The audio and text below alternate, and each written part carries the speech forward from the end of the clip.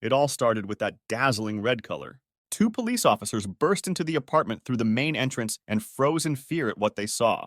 With a trembling hand bringing the walkie-talkie to his mouth, one of the men immediately requested support for the boy in apartment complex, third building, 403rd apartment. There was a bloody murder in the building, and it's assumed there's only one survivor left. It's been a whole year since that terrible day. There are people riding in a subway car, each going about their own business. At this point, a guy also sitting in this train car was texting someone on the phone. The interlocutor asked the boy not to worry about what happened at school. In response, the boy asked his aunt if it would be better if he just dropped out of school. The woman, however, asked him not to worry about it, after which she promised to sort it out. Thanking his aunt, the boy looked sadly at his phone. The man standing next to him wearing headphones looked at the guy in disgust. A nearby woman and her husband also looked at him with pity. The guy sat with his hands bandaged and his torn backpack riddled with tears. After answering his aunt that he too would try to work things out, the boy sighed heavily and leaned back against the back of the seat. This was his fourth school this year. The boy was ashamed of giving his aunt so much trouble. His name is Baek Gangwon. This guy was born into an ordinary family. Normal, but very good. Went to school, had a normal education in life. That's just the way it was. However, everything changed that night a year ago. Only one of the four survived a major murder in a residential neighborhood. The method of murder was highly unusual, and so this case caused concern in the community. The case turned out to be very convoluted, and the police made every effort to solve it, but nothing ever came of it. The only one of the relatives who volunteered to take care of Baek Kangwon was his aunt. But eventually it all went to hell again. One day, Baek Kangwon collapsed to his knees in severe pain. While his aunt was trying to figure out what was going on with him, the guy just sat on his knees and held his eye. Trying to hold back tears, suffering terrible pain, the boy told his aunt that something was wrong with his eye.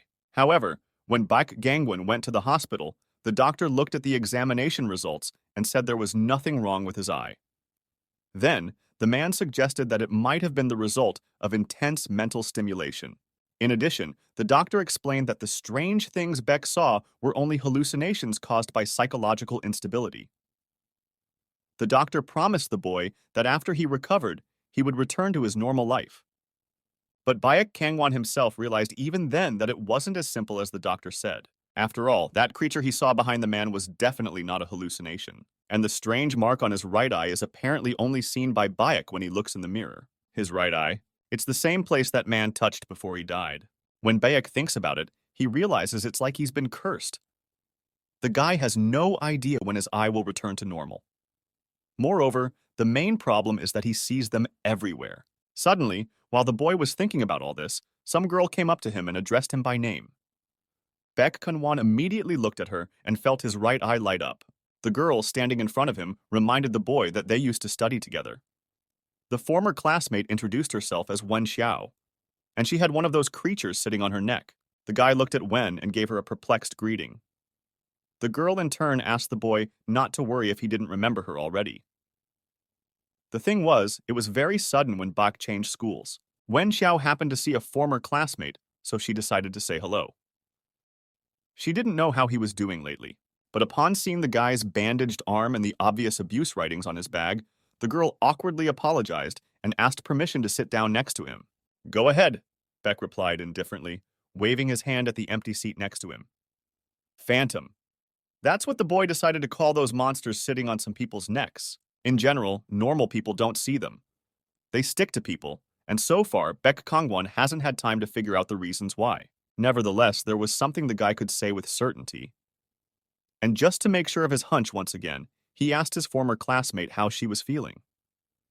Looking at him, Wen wondered if it was so noticeable that something was wrong. She really hasn't been sleeping well lately. The girl assumed that she was really stressed out about the exams. But Beck already knew what the reason was. Phantoms suck the life force out of their victim. In the long run, the host will become weaker and weaker. It may even be fatal. Recently, Beck has a new attending physician. When the man introduced himself as Dr. Zhao, the boy asked where his past doctor had gone. With a sigh, Zhao told the lad that the past doctor was unfortunately unable to work due to an ailment, which subsequently caused an accident. Unfortunately, Baek Gangwon's past doctor has passed away. The guy still doesn't know how to deal with these monsters, and so he decided to try touching one of them again. Like the previous times, the phantom's touch only left a burn on the boy's finger. Seeing the sudden wound on her former classmate's finger, a frightened Wen asked if he was okay and what had happened. After looking at the wound, Beck replied that he was fine. Then, shifting his gaze to the girl, he gestured confidently for her not to worry. The boy explained that he was perfectly fine, and it was enough for him to just put a band-aid on. All Beck Kangwon can do is just see the phantoms. The phantoms are the only thing Beck Kangwon can do to see the phantoms, and even touching them hurts him, so there's no point in destroying them. On top of that, that degenerate sitting on Wen's neck is also laughing. It really pisses Beck off. I've been noticing here. Wen Xiao suddenly spoke out, glancing at her former classmate. The girl remarked that the guy always gets hurt very easily. It was like that in high school, too. Immediately after that incident a year ago, rumors had spread throughout the school about how strange that murder case had turned out to be. All the classmates knew that Baek had been taking psychological tests, and it alarmed them. This guy didn't talk to anyone or touch anyone. The students were afraid that if he got angry, he would immediately interrupt everyone. There were those who were certain that Baek Kangwon was the killer. One day, Beck suddenly hit his classmate for no good reason. Blood immediately appeared on his cheek. No one paid any attention to it. However, Wen Xiao remembered that incident. After all, it was the very next day that Baek changed schools. The blood was Beck's. The boy he hit was only bruised. That was when Wen noticed that the plaster had fallen on the spot where his classmate had been standing. That meant that if Baek hadn't pushed him, things could have ended much worse. That same day, the girl explained all this to the teacher. But it didn't help. The parents then seemed to have heard some rumors, united and rioted. That's why the teacher told Wen Xiao not to interfere. Looking at Beck excitedly, the girl apologized to him and said that she had always wanted to apologize to him. If she had done more then, he wouldn't have had to transfer. Then, the boy turned to a concerned Wen. With a warm look at her, the boy thanked his former classmate for that. He then clarified that Wen had nothing to apologize to him for. On the contrary, it was Baek who should thank her for her kindness. You can't have good people blaming themselves in this world. It's just outrageous. That was why, looking at Wen again, Baek Kangwon asked her not to worry and promised that he would be fine. That's right, it's all in the past. Since Baek is able to see phantoms, he tried to find a way to rid possessed people of these monsters. However, while the guy was getting hurt, the prejudice of those around him only increased. That doesn't make any sense. Now Beck doesn't want his aunt to apologize for his actions forever. In fact, there is a solution to this problem. All the boy has to do is close his eye and pretend he can't see anything. Maybe that's where he might well be able to live like a normal person. That's right. Baek Kangwon had already decided that he was going to live like a normal person. Meanwhile, the train arrived at Wugongshan Station, and while Wen looked at her former classmate in surprise, Baek felt something strange. The excited girl asked the guy to let her know if there was anything she could do to help. Baek Kangwon, on the other hand, kept his gaze on the man who had entered the car. To be more precise, the creature that was clinging to his neck. It was an unusual phantom. The guy had never seen such a huge monster. This could definitely suck. Realizing what might happen now, Beck immediately told the surprised Wen to come out urgently. "Quick!" shouted the boy, leaping sharply from the seat. However, at the same second, the train doors slammed shut. The people standing at the door could not understand what had happened. Why had the train closed so quickly? Not everyone had even had time to get off. The entire train car appeared to be closed on all sides. It immediately came to Baek Kangwon's mind that it was this huge phantom that had closed all the doors. The boy began to think about what to do next. The other people can't see the monster, so they can't realize the extent of the problem. This creature is clearly trying to trap everyone. People, still not realizing what was happening, noticed that the train still hadn't moved. Meanwhile, a huge phantom began to spread throughout the train car. One man who was about to get off at the station called someone to inform them that he would be late due to a subway breakdown. At the same instant, part of the phantom fell on the man's neck. The man immediately dropped the phone from his hand. In a matter of seconds, the monster spread all over the man's body, causing him to lose consciousness.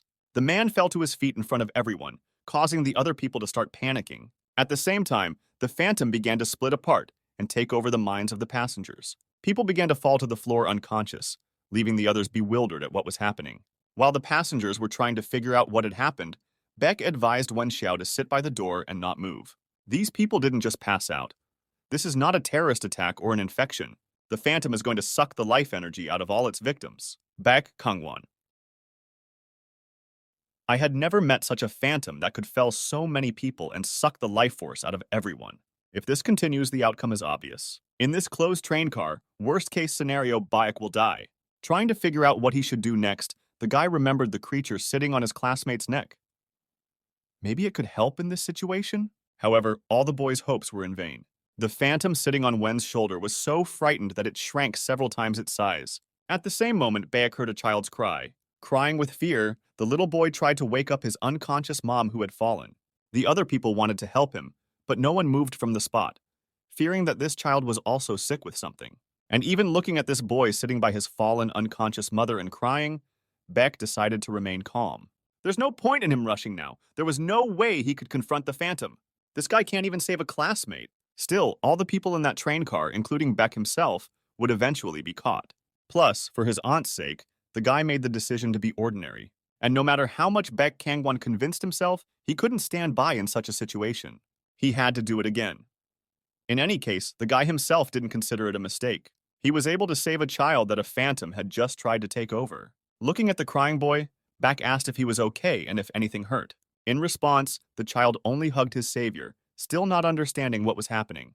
Trying to calm the baby, Beck realized that he just needed to avoid the phantom from here on out. Now he needed to get this child to a relatively safe place, but it was too late. The phantom had taken over the entire room. Turning around at the monster pouncing on him, the boy realized that he wouldn't be able to escape. At the same second, a hooded girl ran out from somewhere in the crowd. She immediately pulled a strange black and purple thing out of her pocket. "A black amulet," uttered the stranger, raising her hand upward. After saying that, she released the amulet from her palm, which immediately disintegrated into several cards. With one wave of her hand, the girl repelled the phantom's attack, blowing apart a chunk of its body with her amulet. Her punch was precise yet powerful at the same time. Of course, the phantom was not killed by such an attack, but this girl managed to save the guy and child sitting behind her. Spreading the cards in front of her, the stranger tisked unhappily. "Missed?" the girl muttered, continuing to look where she had just hit with the amulet. Surprised by the sudden appearance of the mysterious stranger, Beck looked at her in surprise. She saved him and that child. Can this girl really see phantoms too? While the guy was thinking about it, the monster attacked the stranger from the other side. The girl did not even look in his direction, and so, receiving a powerful blow in the shoulder, flew back into the door. Realizing that this stranger couldn't see the phantoms, Beck asked Wen to take care of the baby and stay close to the door. More and more people are passing out. This stranger has yet to be caught. Maybe it's the black talismans. But if she continued to sit like this without repelling the phantom's attack, she wouldn't be able to last long. Seeing that the creature was about to strike this girl again, Beck warned her of the danger from above left. Hearing the shout of one of the passengers, the hooded stranger immediately put out her hand and blocked the attack with black cards. The piece of phantom flesh disintegrated without reaching its target. The shockwave made the girl's hood fly off her head. Looking at her hand, the stranger realized that she had actually managed to block her opponent's attack. "Do you really see him?" the girl inquired in surprise, turning around on the boy.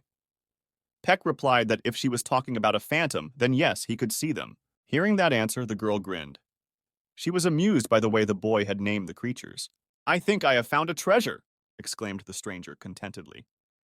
After that, she extended her hand and summoned a shadow sword. All the amulets merged together, turning into a sharp blade. Drawing her sword out in front of her, the stranger asked Beck where the enemy was. She then demanded that the guy quickly tell her where he was seeing the entity so she could finish him off. Hearing the bewilderment in the boy's voice at the way she called the phantom, the girl explained that she meant the evil dude who was messing around. At first, Beck Kanwan thought she was referring to the phantom's main body. But as he clenched his fist, the guy realized exactly who she was asking about. "Straight! Over that man in green!" shouted the boy, looking hopefully at the stranger. He then explained that the enemy's body was positioned closer to the ceiling. Hearing this information, the girl immediately leaped out of her seat in the direction of the enemy. Putting her sword behind her back, the stranger activated the Spirit Blade amulet. The main question that Beck was worried about right now was whether this girl would be able to finish off this monster. Closing in on her opponent, the stranger delivered a lightning-fast and precise strike directly at the phantom's body. "Bye-bye, how do you like my stealth attack, bastard?"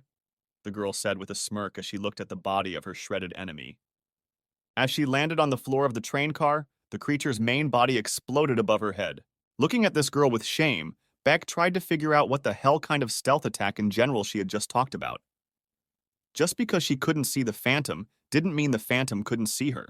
At the same moment, the guy noticed that the creature started to disappear. All the people who had lost consciousness due to the phantom began to come to their senses. Meanwhile, the girl who had killed the monster began to literally shiver with pleasure. Raising the sword above her head, she shouted with joy. It had been a very long time since she had felt this way. She had finally succeeded in killing the first one. Looking at her, Bayek remarked that it was truly amazing that this girl was able to kill phantoms. However, why does she have these powers but cannot see these creatures? While the boy was thinking about it, a stranger approached him. Walking up to the guy closely, the girl looked him in the eyes. Then she pushed back into the seat. The girl pressed him against the wall and asked her brother what his name was. The boy immediately told her that his name was Bik Kangwon. "That's a good name. My name is Yun Hua Jian," said the girl with a creepy grin. "Brother, let me clarify two things. First, the creatures you saw are not phantoms, but they are inanimate. Second, cooperate with me and be my eyes. Otherwise, I will gouge out your eyes and take them for myself. A year ago." Dropping to his knees, Beck demanded the guy on the floor tell him what had happened. Grabbing the gray-haired boy by the scruff of the neck, he asked why his mom and dad were lying dead.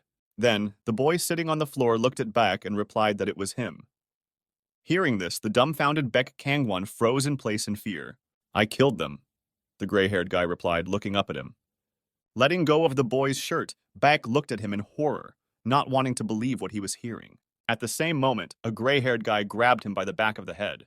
Pulling Beck up to him, the boy asked him to take a good look in his eyes and realized that he wasn't lying.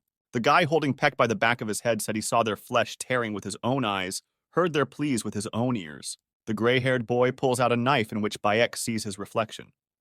The killer used the knife to cut off his parents' lives. A bloody guy sitting on the floor asks Beck to confess. He shifts the knife into Bayek Kangwon's hand. Shifting the knife in his hands, the gray-haired guy, looking into his eyes, asks, "You still don't hate me either?" Bayek Kangwon is very confused, holding the knife in his hand. He doesn't answer the question. The man sitting on the floor says with a smile that will help him one last time. He grabbed his knife hand tighter and took a swing. Bayek stares dumbfounded and doesn't have time to do anything. The dark-haired guy wakes up abruptly lying on a sheet on the floor. He stood up and put his palm on his forehead. There was commotion around him, and people were being treated. He sat with his palm covering his eyes. Bayek Kangwon thought about what had happened in the past. He was pulled from his thoughts by a guy who said hello to him. The man was glad that Peck was finally awake. The dark-haired guy doesn't know the person speaking to him. The man with a smirk on his face introduced himself. "My name is Wang Zhe, or the Watcher." Bayek didn't understand what Wang Ji meant by watching. The man explained that a beholder is someone who sees things that ordinary people don't see. The guy sitting on the floor realized what Wang Ji was telling him. The man was glad that Bayek knew everything. Wang Ji waited for the young man to wake up so he could ask him a few questions. He asked the dark-haired guy if he remembered passing out.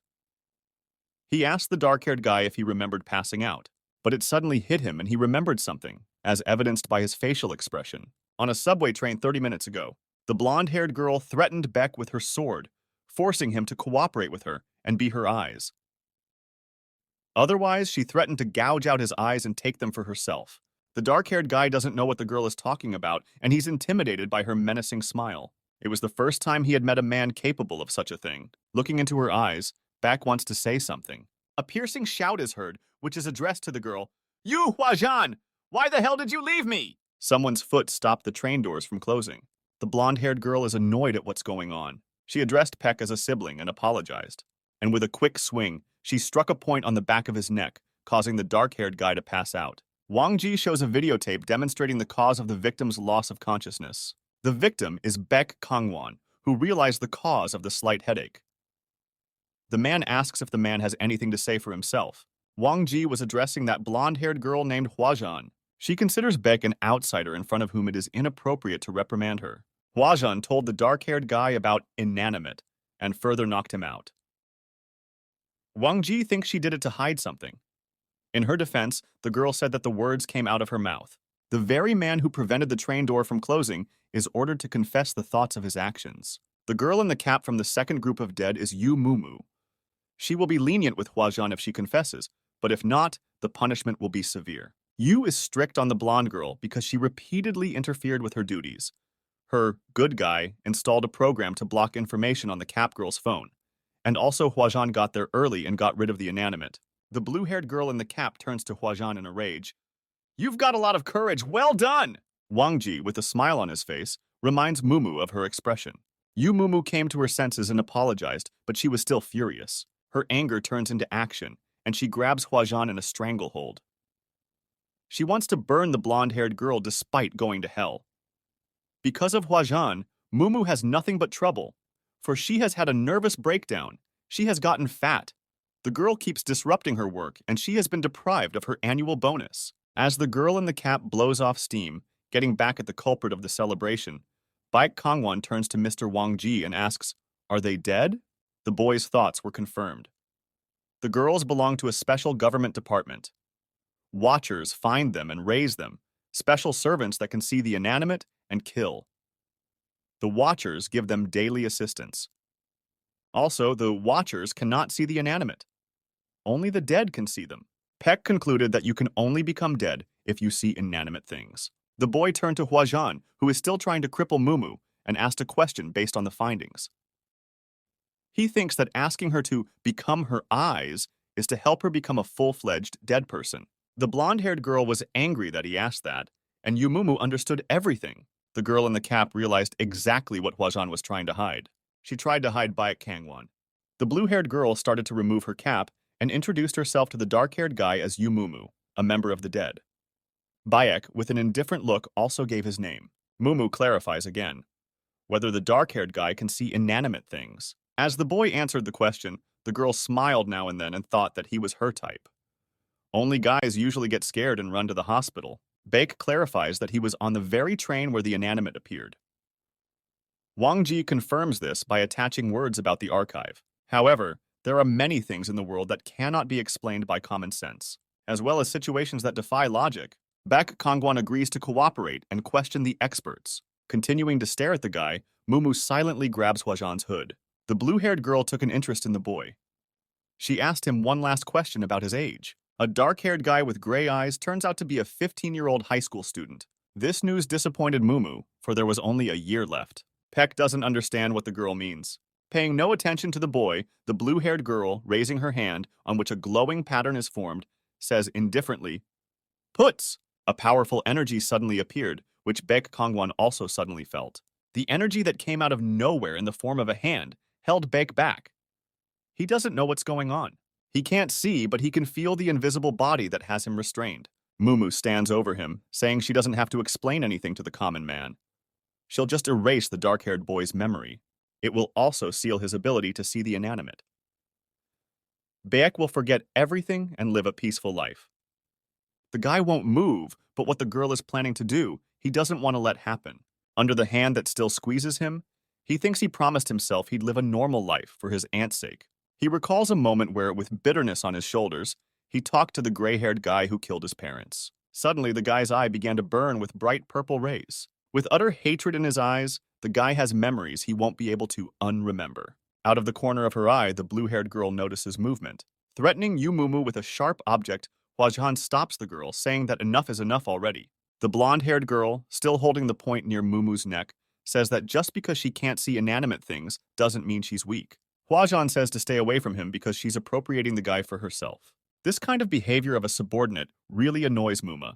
Wang Zhe intervened in the altercation between the girls. The man dispersed his hand while saying that this procedure is assigned by the caretaker, and the girls shouldn't fight here because the room they are in is for the staff. Wang Ji will report the special boy to the top, then they will decide how to proceed. A man addresses Mumu Huajan, who is fighting with Mumu. She will be punished for her disobedience, but as for the said partnership, the girl is unlikely to have discussed anything with the guy. If Huajan wanted to invite someone to join the team, it would take a lot of work to prove the sincerity of his intentions. The girl didn't think of that. The blonde-haired girl pondered the caretaker's words. She sat down on her knees in front of the dark-haired boy.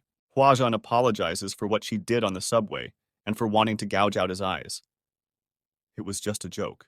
Yumumu is stunned by the details of the incident as the caretaker stands with a calm smile on her face. In a calm, measured atmosphere, Huajan invites Baek to be her partner again. The blonde-haired girl looks hopefully into the boy's eyes as he thinks over her words. The guy doesn't seem to realize what's going on. Huajan, who had threatened to gouge his eyes out a while ago, sits right in front of Peck and with a cute smile on his face, waiting for him to agree to cooperate. They were distracted by a sharp, loud sound. Baek doesn't realize what's going on, and at the same time, the caretaker's face and Mumu's expression change. There's a notification on his phone about something serious. Urgent task. Determine if there is an inanimate. The second group is closest to the target. Urgent mission. Yu Mumu orders him to stay in the office and not come out, asking Wang Ji for the coordinates of the inanimate object. Dong District, Busan. They'll be there in 15 minutes. Peck jumped up sharply from the floor. He turned to the departing Mumu and Wang Ji and interjected about the city of Busan. The girl in the cap is very annoyed that the guy is distracting them from their urgent mission. They need to hurry. In the place where the inanimate is supposed to be, his aunt lives. Peck is very scared and excited. The boy is agitated. He tries to call his aunt, but all he hears is a dial tone. He still calls her. She should be home, but to no avail. The caller doesn't answer. Peck keeps calling and calling. He doesn't want to think and believe that his aunt is in danger. The guy is really panicking. A phone ringtone is heard in the house. The phone lies on the floor, ringing off the hook. But there are scarlet bloodstains next to the phone that Kangwon is calling. A year ago, they started recording an interrogation in the room. Initially, the two men wanted to be sure of something. A picture of a blonde-haired boy is shown, and it is clarified that this is one of the dead, a child who was adopted by his parents 6 years ago by Tsu Yue. The interrogator stares at this photograph in silence. Baek Kangwon confirmed what the interrogator said. The interrogation continues. According to Baek's testimony, he returned home and found his parents dead, and his brother confessed that it was him, after which he forced him to kill him with the same knife he was holding. Devastated by the memories, Kangwon reiterates his testimony. The interrogators look at each other in silence. One of them, the one with glasses, started yelling that it was impossible. The murder weapon was not found at the scene, nor were there any wounds from a sharp object on either of the deceased. As for Baek's brother, Tsu Yue, a forensic medical examination determined that the cause of death was cardiac arrest. The fatal wound mentioned by Kangwon was not determined. The dark-haired guy doesn't believe what the interrogators are saying. Baek's brother, Tsu Yue, died before his parents, so his parents' murder couldn't have happened because of him.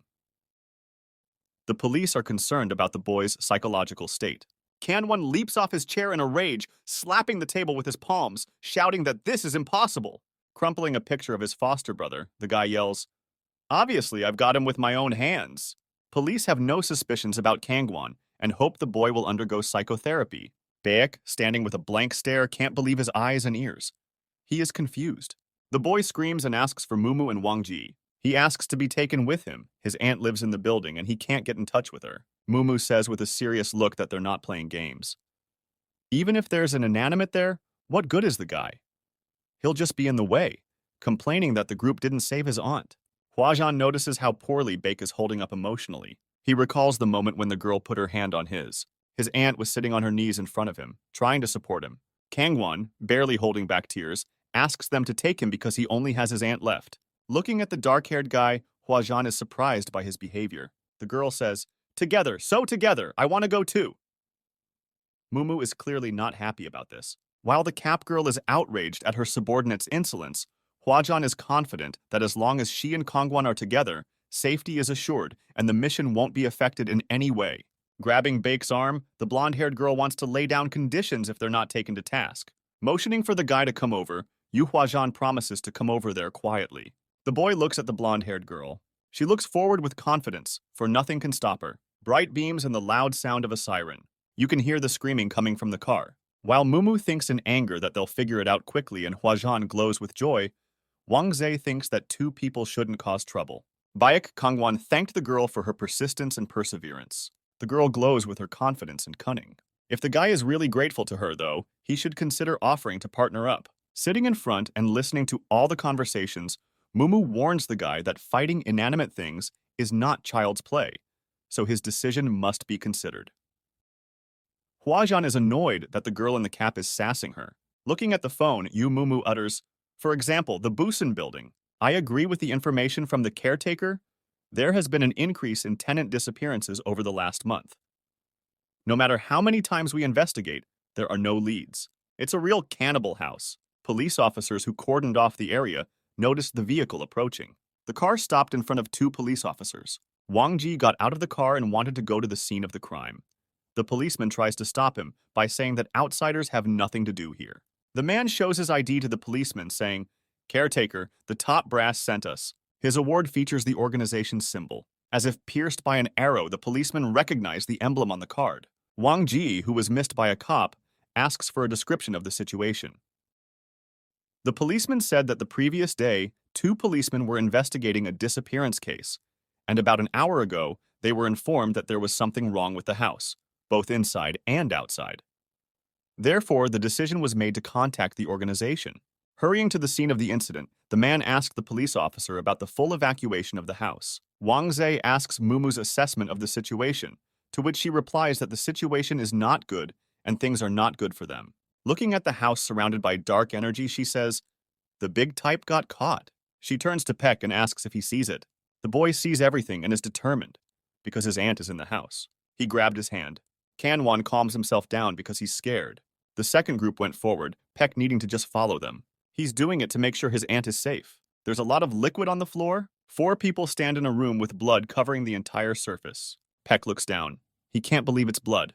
The boy is overcome with a wave of thoughts about that fateful event. Mentally, he relives those moments again. A hand lands on the guy's shoulder. It's Wang Ji who tries to calm a downcast Kanwan. He says that this is not the same house he was in a year ago. The man goes on to say that some inanimate creates such an environment to scare people. It doesn't have to be real blood. Wang Ji asks the boy not to think about it and not to let himself be fooled. Mumu can't see the inanimate, so he turns to Uncle Wang. The man says that the structure of the building is not the same as in the plan. The stairs are gone, and there are only 2 elevators. Wang Ji doesn't know what the symbols on the doors mean, but they have no other options but to enter the elevator. Huajian is worried about Bayek. She asks what's wrong with the boy from Ji. Kangwan's eyes are devastated. He's back to that day again. He has a look of horror on his face. Wang Ji, taking the boy aside, said, "It's hard for him to adjust to the surroundings. That's why I didn't want to bring him along. I'll take him out first." Bayek has a post-traumatic stress disorder, even though he's just walked in the door. The man was very tense about something. He turned around, but the exit door was very far away. Wang Ji was very confused by this, because they didn't move from their seats as they walked in. Mumu shouted the word "coming" loudly, whereupon the group got into position. The object coming appeared to be an elevator. It started moving. The left elevator, with the circle symbol, began to open. From the inside, it was flooded with red light. The right elevator, with an X symbol on the door, opens at the same time as the left elevator, still glowing red from inside. The whole group is at the ready. A breeze began to blow from the elevator doors, but in a moment the breeze changed to a strong wind, from which I had to cover myself with my hand. Wang Ji and Bak were in the elevator. The whole group ended up in the elevator in pairs. Mumu, with a cheerful mood, wondered why the inanimate was so fussy. She informed Uncle Wang that she and Yu Huajian were in the elevator. The man reports that he and the boy are together and that they are in the right elevator. He asks to report the situation. Is there anything unusual with the girl in the elevator? The girl in the cap reported nothing, but that they could ride up. Huajian is surprised that the elevators are next to each other and can hear each other. The elevator where the man is with the boy only goes down, but the man reports that there is no basement in the 7-story building. Hence, the inanimate affects the space. Mumu took the said words to heart. The girl kicks the elevator door sharply with her foot. Wang Ji calls out to the boy, calling him a burden, and asks which apartment his aunt lives in. Mumu turns to the guy, saying that she doesn't care why he's turned into a helpless creature, but since he had the nerve to go with them, he might as well do something to help. The girl asks one last question to the pony girl. Or is there no one left for you to save? After the provocative question, the boy's mind cleared. Still leaning his foot on the door, Mumu hears the answer. His aunt lives in apartment 403. The girl in the cap didn't answer anything at first, and a smirk appeared on her face. At this moment, Huajiang hits the elevator with his palm. At the same time, Beck punches the elevator button with his fist. While Mumu says "see you later" with a smile on his face, Huajian feels very doomed. At that moment, while the man remains calm, the young man has regained his composure and is determined to move on. Beck had not been able to sleep properly for a long time after his parents died. Night after night, a horrifying pain devoured him from the inside out. And as the boy sat in endless darkness, there was only one thing that saved him. It's his aunt's concern for him. The girl sat down next to the young man. She put her arm around the boy and stroked his hair. His aunt told him, It's okay, take your time, I'll still be around. The elevator rattles downward. The young man and the man stand silently across from each other. The elevator beeps, notifying them that they have arrived at floor 0. The elevator doors begin to open, flooding the space inside with bright sun-like light. Bayek and Wang Ji assess the situation on the other side of the door. What he sees shocks the boy. He covered his nose against the pungent odor. In front of his eyes, a whole bunch of people lay lifelessly on top of each other.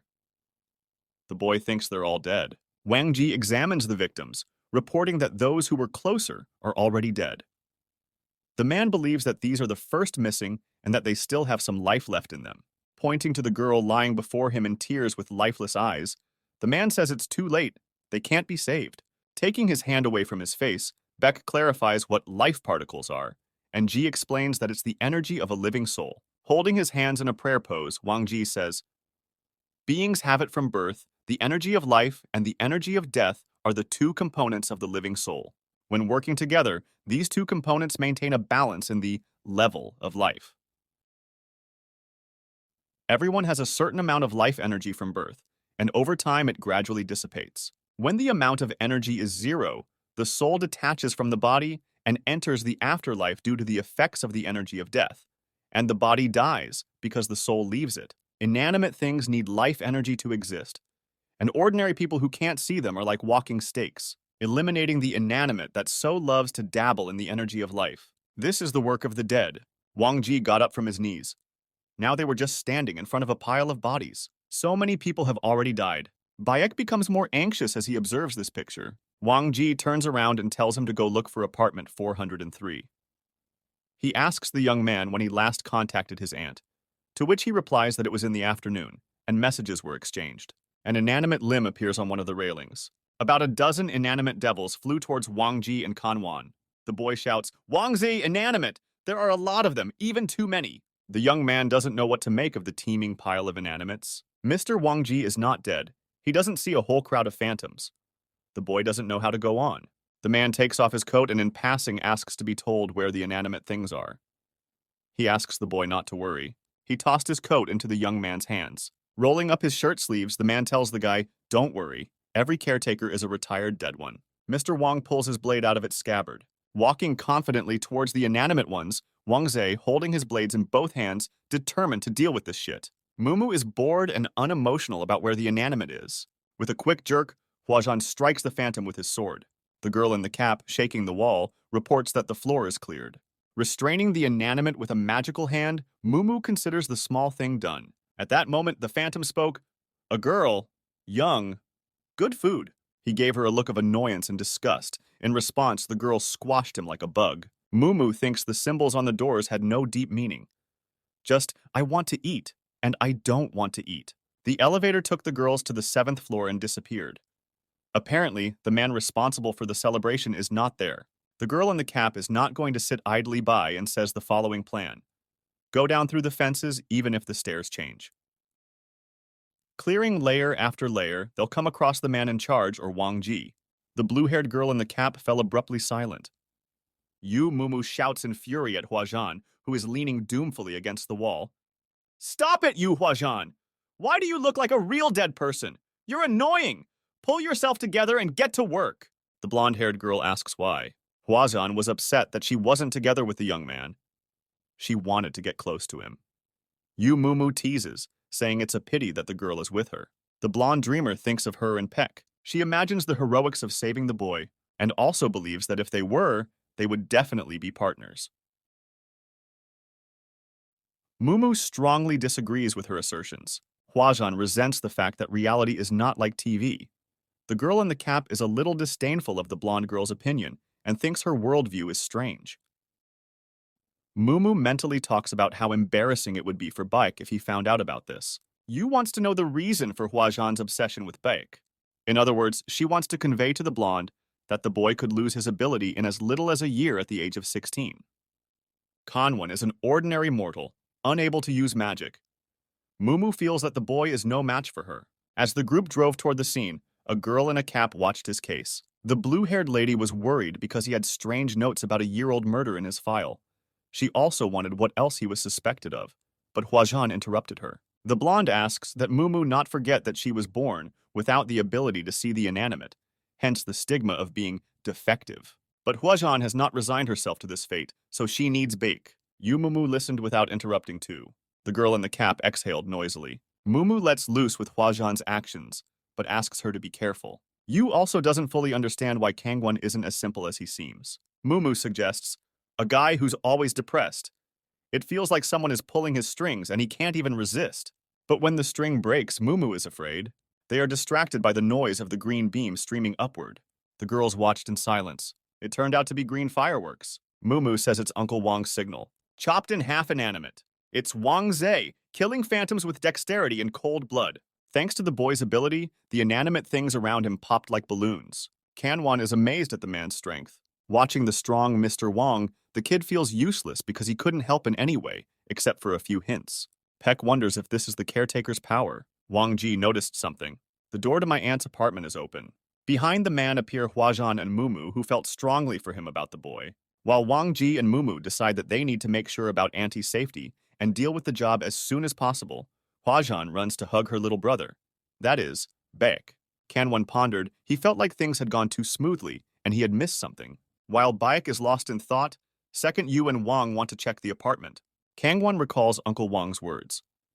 This 7-story house has no basement, which means that the inanimate affects the space on the whole building. In the background, wondering boy, a huge inanimate mouth appears. The guy's right eye begins to react to the dark energy, which Pak himself senses. Mumu, standing not far from him, notices the same thing. With a lightning-fast reaction, Yui fulfills the call. But she didn't have time. The boy was swallowed up by the damn thing, leaving only the boy's jacket. Along with Peck, Huajian disappeared as well. Mumu is cursing out loud because of the situation that happened. Wang Ji looks much calmer, but that's for now. The apartment they wanted to check out was not the right one. It was a hoax. The inanimate was able to fool our comrades easily. Sitting on the floor, Peck is shaking all over. With a not entirely friendly smile, Auntie calls him Kangwon. Guy was hugged by Huajian. He doesn't want to believe what's happening. The blonde-haired girl, enclosing the guy in her arms, asks him to calm down and answer her. In the background, sitting on the floor of young people, stands a huge inanimate, rather even a monster, with the same enormity of the mouth and the head of his aunt on top. The creature calls the boy by name. Huajian, hugging him with one arm and holding his blade with the other, asks him, "Are we seeing the same thing?" The inanimate in the form of his aunt continues to call the boy incessantly. He can't hear his partner. He's consumed with loss. There is an inanimate hulk looming over the young men sitting on the floor that won't stop calling out to the boy. Huajian becomes convinced that they are seeing the same thing. Only the sight is one of unpleasantness, a terrible illusion. The girl activates her attack. Her weapon zippers past her eyes and heads toward the madness. The gun hits the bullseye, right in the brain of the ant's head. The girl continues to use her magic. The inanimate screams in terror, as if he's been electrocuted all over his body. At the scream of this monster, a young boy rushes in. He is stupefied and doesn't want to believe that his aunt is a monster in the flesh. The girl clutched the guy's face with her hands. She made his face closer and asks for a closer look. Huajian asks not to let herself be fooled. She sees the creature too, which means it's not a real inanimate. The girl asks the confused guy to look closely so he can see. He closed his eyes, brought his mind back, and with his mesmerized eye, he decided to look around. This creature, like a mirror, has disintegrated into shards. It was just the two of them, safe. Baek abruptly sensed something amiss. Behind the girl, Kanwan saw the carcass of an inanimate. This critter with a cocky smile is between the couch and the coffee table. Without wasting a second, Huajian rushed towards that thing. From her magic cards, she formed a sword. She prepares to strike blindly as she's coordinated in words by Kangwan. The fat thing didn't expect such a fast-paced event. After dodging Huajian's sword strike, the scum slipped through the wall. A black crack formed in the wall. Baek reports that the inanimate has escaped. The girl notes that the creature is too smart. Kanwan repeats to himself, "Don't let your guard down." No one knows when or where the inanimate will attack them. Glowing with joy, Huajian turns his attention to something behind him. On the stairs sat an exhausted, wounded aunt. When Peck saw her, he rushed over to his aunt. Huajian says the aunt is just unconscious, and luckily she was only lightly hit. You can see that Auntie's okay, even though she's a little hurt. Baek Kangwan exhaled with relief, for Auntie was practically safe. Huajian looks at the guy with a thoughtful look. The girl stands up and says that Mumu and Wang will find them soon, and she will go to control the situation, while the guy only needs to take care of his guardian. Baek is worried about the girl, since she can't see inanimate things. She asks not to think about it. Despite her lack of ability to see the inanimate, the girl is able to keep herself safe. She has a magic bell in the shape of a campanula flower. It had already gone dark outside, and the 7-story building in which the entire group was trapped was plunged into darkness. The golden bell on Yumumu's hand is ringing. The girl swears involuntarily, saying that she is not answering. The girl in the cap tried to contact Yu Huajian. Wang Ji comes in, saying he checked everything. The inside is empty, but the place doesn't look like the young aunt's apartment. He shows the photo and informs us that another family lived in the apartment. Mr. Wang says, "This 403 apartment is also fake." Mumu punches the railing with his fist in anger. She's pissed off that the spatial change affects everything and causes a lot of trouble. Belle Mumu can't track down the kids. The girl believes that they are powerless as long as the enemy has this ability. A search of all the apartments makes no sense. The girl has a hunch that as soon as they get close to Huajian with Kongwan, the guys will immediately be moved to another part of the building. Mumu doesn't realize that the inanimate is so passive. The longer they just sit in this building, the less likely they are to save any of the survivors. The girl believes that this thing's plan is to deal with everyone one by one. Wang Ji, as always, says with unwavering calmness that he thinks otherwise. Mr. Wang states his theory. If everything is as you say, what is the point of separating us and then letting us all come together again? So that we can be separated again? Why so much unnecessary action? Even if he wanted to give us to the small inanimate things to eat, but why is he still hiding in the shadows? The man thinks it's all more like surveillance, searching for a target, than trying to kill everyone one by one. Peck gently wraps the wound on his aunt's arm. With his wounded hands, he tied a bandage around the woman's shoulder. He looked wistfully back into his thoughts. The guy remembers this tragic event over and over again. Peck thinks a little more, but he notices something. The red thread that was on Auntie's little finger breaks. The concerned young man notices that Auntie is waking up. Peck almost gleefully asks if she can hear him. The woman turns around and asks who the young man is. Beck doesn't believe it. He's in a stupor. The woman compliments his horror with another question. Why do you call me Auntie? She notices Huajian and becomes displeased because she doesn't understand what is going on and what these two have forgotten in her house. The young man says his name hopefully, asking if she doesn't remember it. He asks her not to worry, but she interrupts him and says no with a nonchalant face. Looking into the guy's eyes, she says she doesn't know him exactly. He remembers her support when he was going through a very difficult time. Memories are shattered as the woman destroyed the peace inside the guy with her words. The fact that she forgot him. The world and his hope shattered, he was alone. Alone with his thoughts. Again, it's that scene with his younger brother who asks Beck, "You can't be without your family, can you?" Kui Yue couldn't stand his older brother. Holding Beck Kongwan, who was covering himself with his hands from the horror of what was happening, with a sinister smile on his face, Tsu purposely left the best service for his brother. His younger brother let go of him and stood beside him. Beck covers his eyes with his palms while Tsu Yue stands by his side and says that if he remembers one day that it's all just a lie. That Beck should know that his little brother will come when he comes angry. The brother talks about the hell that awaits him after death. The string that was being pulled broke, and something woke up in Kanwen. At this time, Huajian was in the kitchen. She created a safe barrier out of her magic cards. It comes from the bell that's taped to her hand. One of her cards behind her back vibrates. Card after card is pounded into the walls of this space. This formed a magical web forming a barrier in the apartment. Huajian did this to keep them safe for a while. Maintaining the barrier is very exhausting for the girl, but there is no other choice. Glancing over her shoulder at Peck, she thinks he's in no condition to fight. She watched and remembered what the young man had said before. Huajian pondered over the boy's words. It had been a long time since she had heard of worrying about loved ones.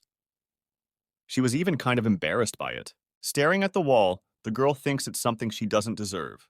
This is also where she remembers that an inanimate can crawl out of any crevice. She thinks about tearing down the wall completely and wants to find a way to lure it out and destroy it. The woman stood up and called out to Huajian. The blonde-haired girl is dumbfounded at how quickly her aunt wakes up, but the woman questions her about what she forgot in her house. Huajian grabbed the woman's hand with both of her hands. With burning eyes, she introduced herself to the woman as her nephew's friend. She mentioned that Bake will be her partner, and they are at her house to save the woman. Huajian asks not to worry. She has everything under control. The woman is frightened by such insistence and persistence of Huajian. The aunt, exhaling doomedly, says that she has no idea what the two of them are talking about. Walking away in the other direction from the girl, the woman says, "I have no idea how you got here. The last thing I remember is being shot and passing out. I don't care, it's late.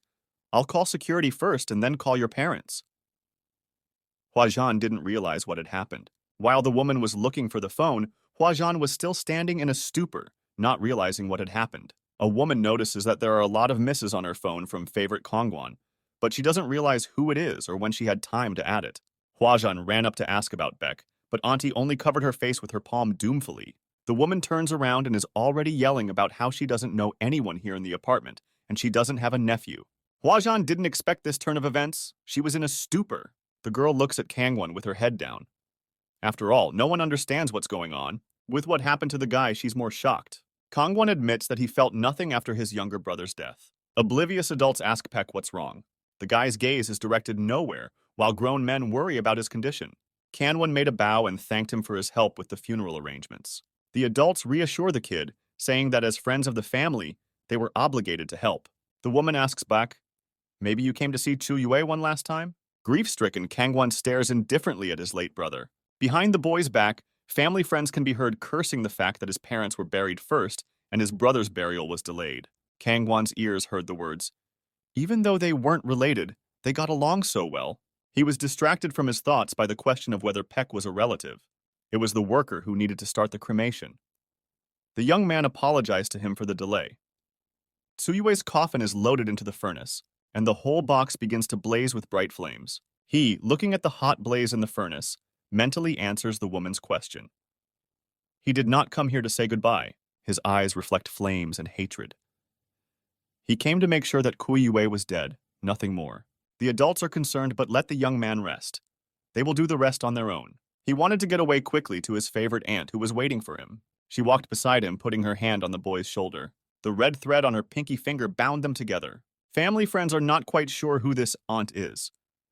They believe that Kangwon's father had a sister. Auntie is very important to Beck. He wants to make it easier for her if he acts like a normal person. For her sake, the boy is willing to leave his doubts behind. Kangwon asks Tsu Yue, "Why did you say you killed mom and dad? Why do I still feel the knife I stabbed you in the chest?" Even though everyone says it couldn't have happened, Peck had come to terms with the fact that he was considered mentally ill. He's also put up with the slander. He was doing it for his aunt.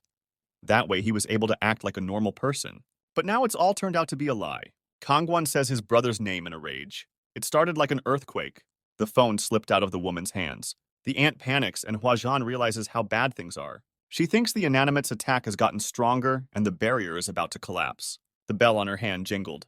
She manages to grab the woman and leap aside. After landing, Huajian got into position. She was ready to defend herself. The girl was angry that the barrier had broken so quickly. She could only save one. Huajian notices his silhouette with his hand raised in the thick dust. He restrains the inanimate and addresses it. Holding the huge mouth with his bandaged hand, Beck continues to speak to him. Kangwon assumes that the original target was himself. The gaze, discharging electric lightning, is directed at the monster, and the young man says, "Tell me, is it just because of that bastard's eye?" Kangwon materialized the creature with his energy. The woman screams in fear. While Auntie is trembling in fear and apprehension, Huajian doesn't understand why she sees an inanimate. The girl doesn't understand why it's like this. She wonders why they can see him. Baek is still restraining the inanimate with his hand. The creature, with its massive arms, is trying to escape. But Kangwon immediately denies any attempt by him to escape the premises. He squeezes the monster with his hand, and blood oozes out as he does so. Coming face to face with the monster, Peck utters, "I'm going to send you back to hell." Pain is not only felt by Kangwon, but also by the inanimate. Coming out of her stupor, Huajian activated the spiritual blade amulet. With a thunderous boom, the girl chopped the creature in half. His mouth breaks apart and flies off to the side. From the young man's hand, the flesh of the inanimate is torn. Huajian lands a sword strike after a flurry of punches. Peck sitting with a mangled right hand. She's covered in blood after what she did to the inanimate. The girl wanted to say something to him. Kangwon interrupted, addressing her by her first name. He agreed to become partners, but the young man has a condition. Kangwon tells her, "Even if it's a straight train to hell, if you feel like it, I'll jump on it and won't let you go, regardless of whether I die or not." Huajian clearly likes this kind of attitude. The sun's rays try to slip between the houses. A commotion starts. Someone screams about a monster appearing in their house. There are several police cars on the scene. The woman herself was trying to prove to people that she hadn't imagined the monster, that it was real. She is very scared, frightened, and upset that no one believes her. A man walks up to her and says, "Are you scared of the monster?" The woman reacts very sharply to the question and starts screaming. The man touched her forehead and began to erase the memory of what had happened. He asked me not to worry and just forget about everything. A man in a mask and with a bell around his neck asks us to forget those horrible memories. Wang Zhe and Yu Mumu stand near the wall while people bustle in front of them. They've obviously done something wrong. The girl asks Uncle Wang, "Will he take care of the rest?" To which she gets a positive answer. Uncle Wang says there are few like him among those who can do such a thing. Mumu thinks about if the caretaker thinks it is hard for a person to accept what has happened, then he takes action. But she has a different opinion.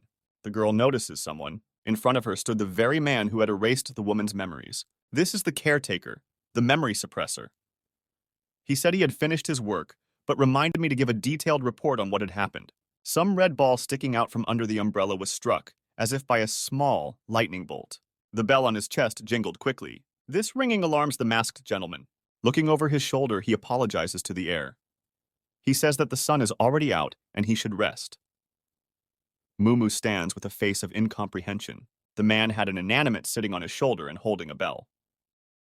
The caretaker turned to the girl and told her that the inanimate was always with him.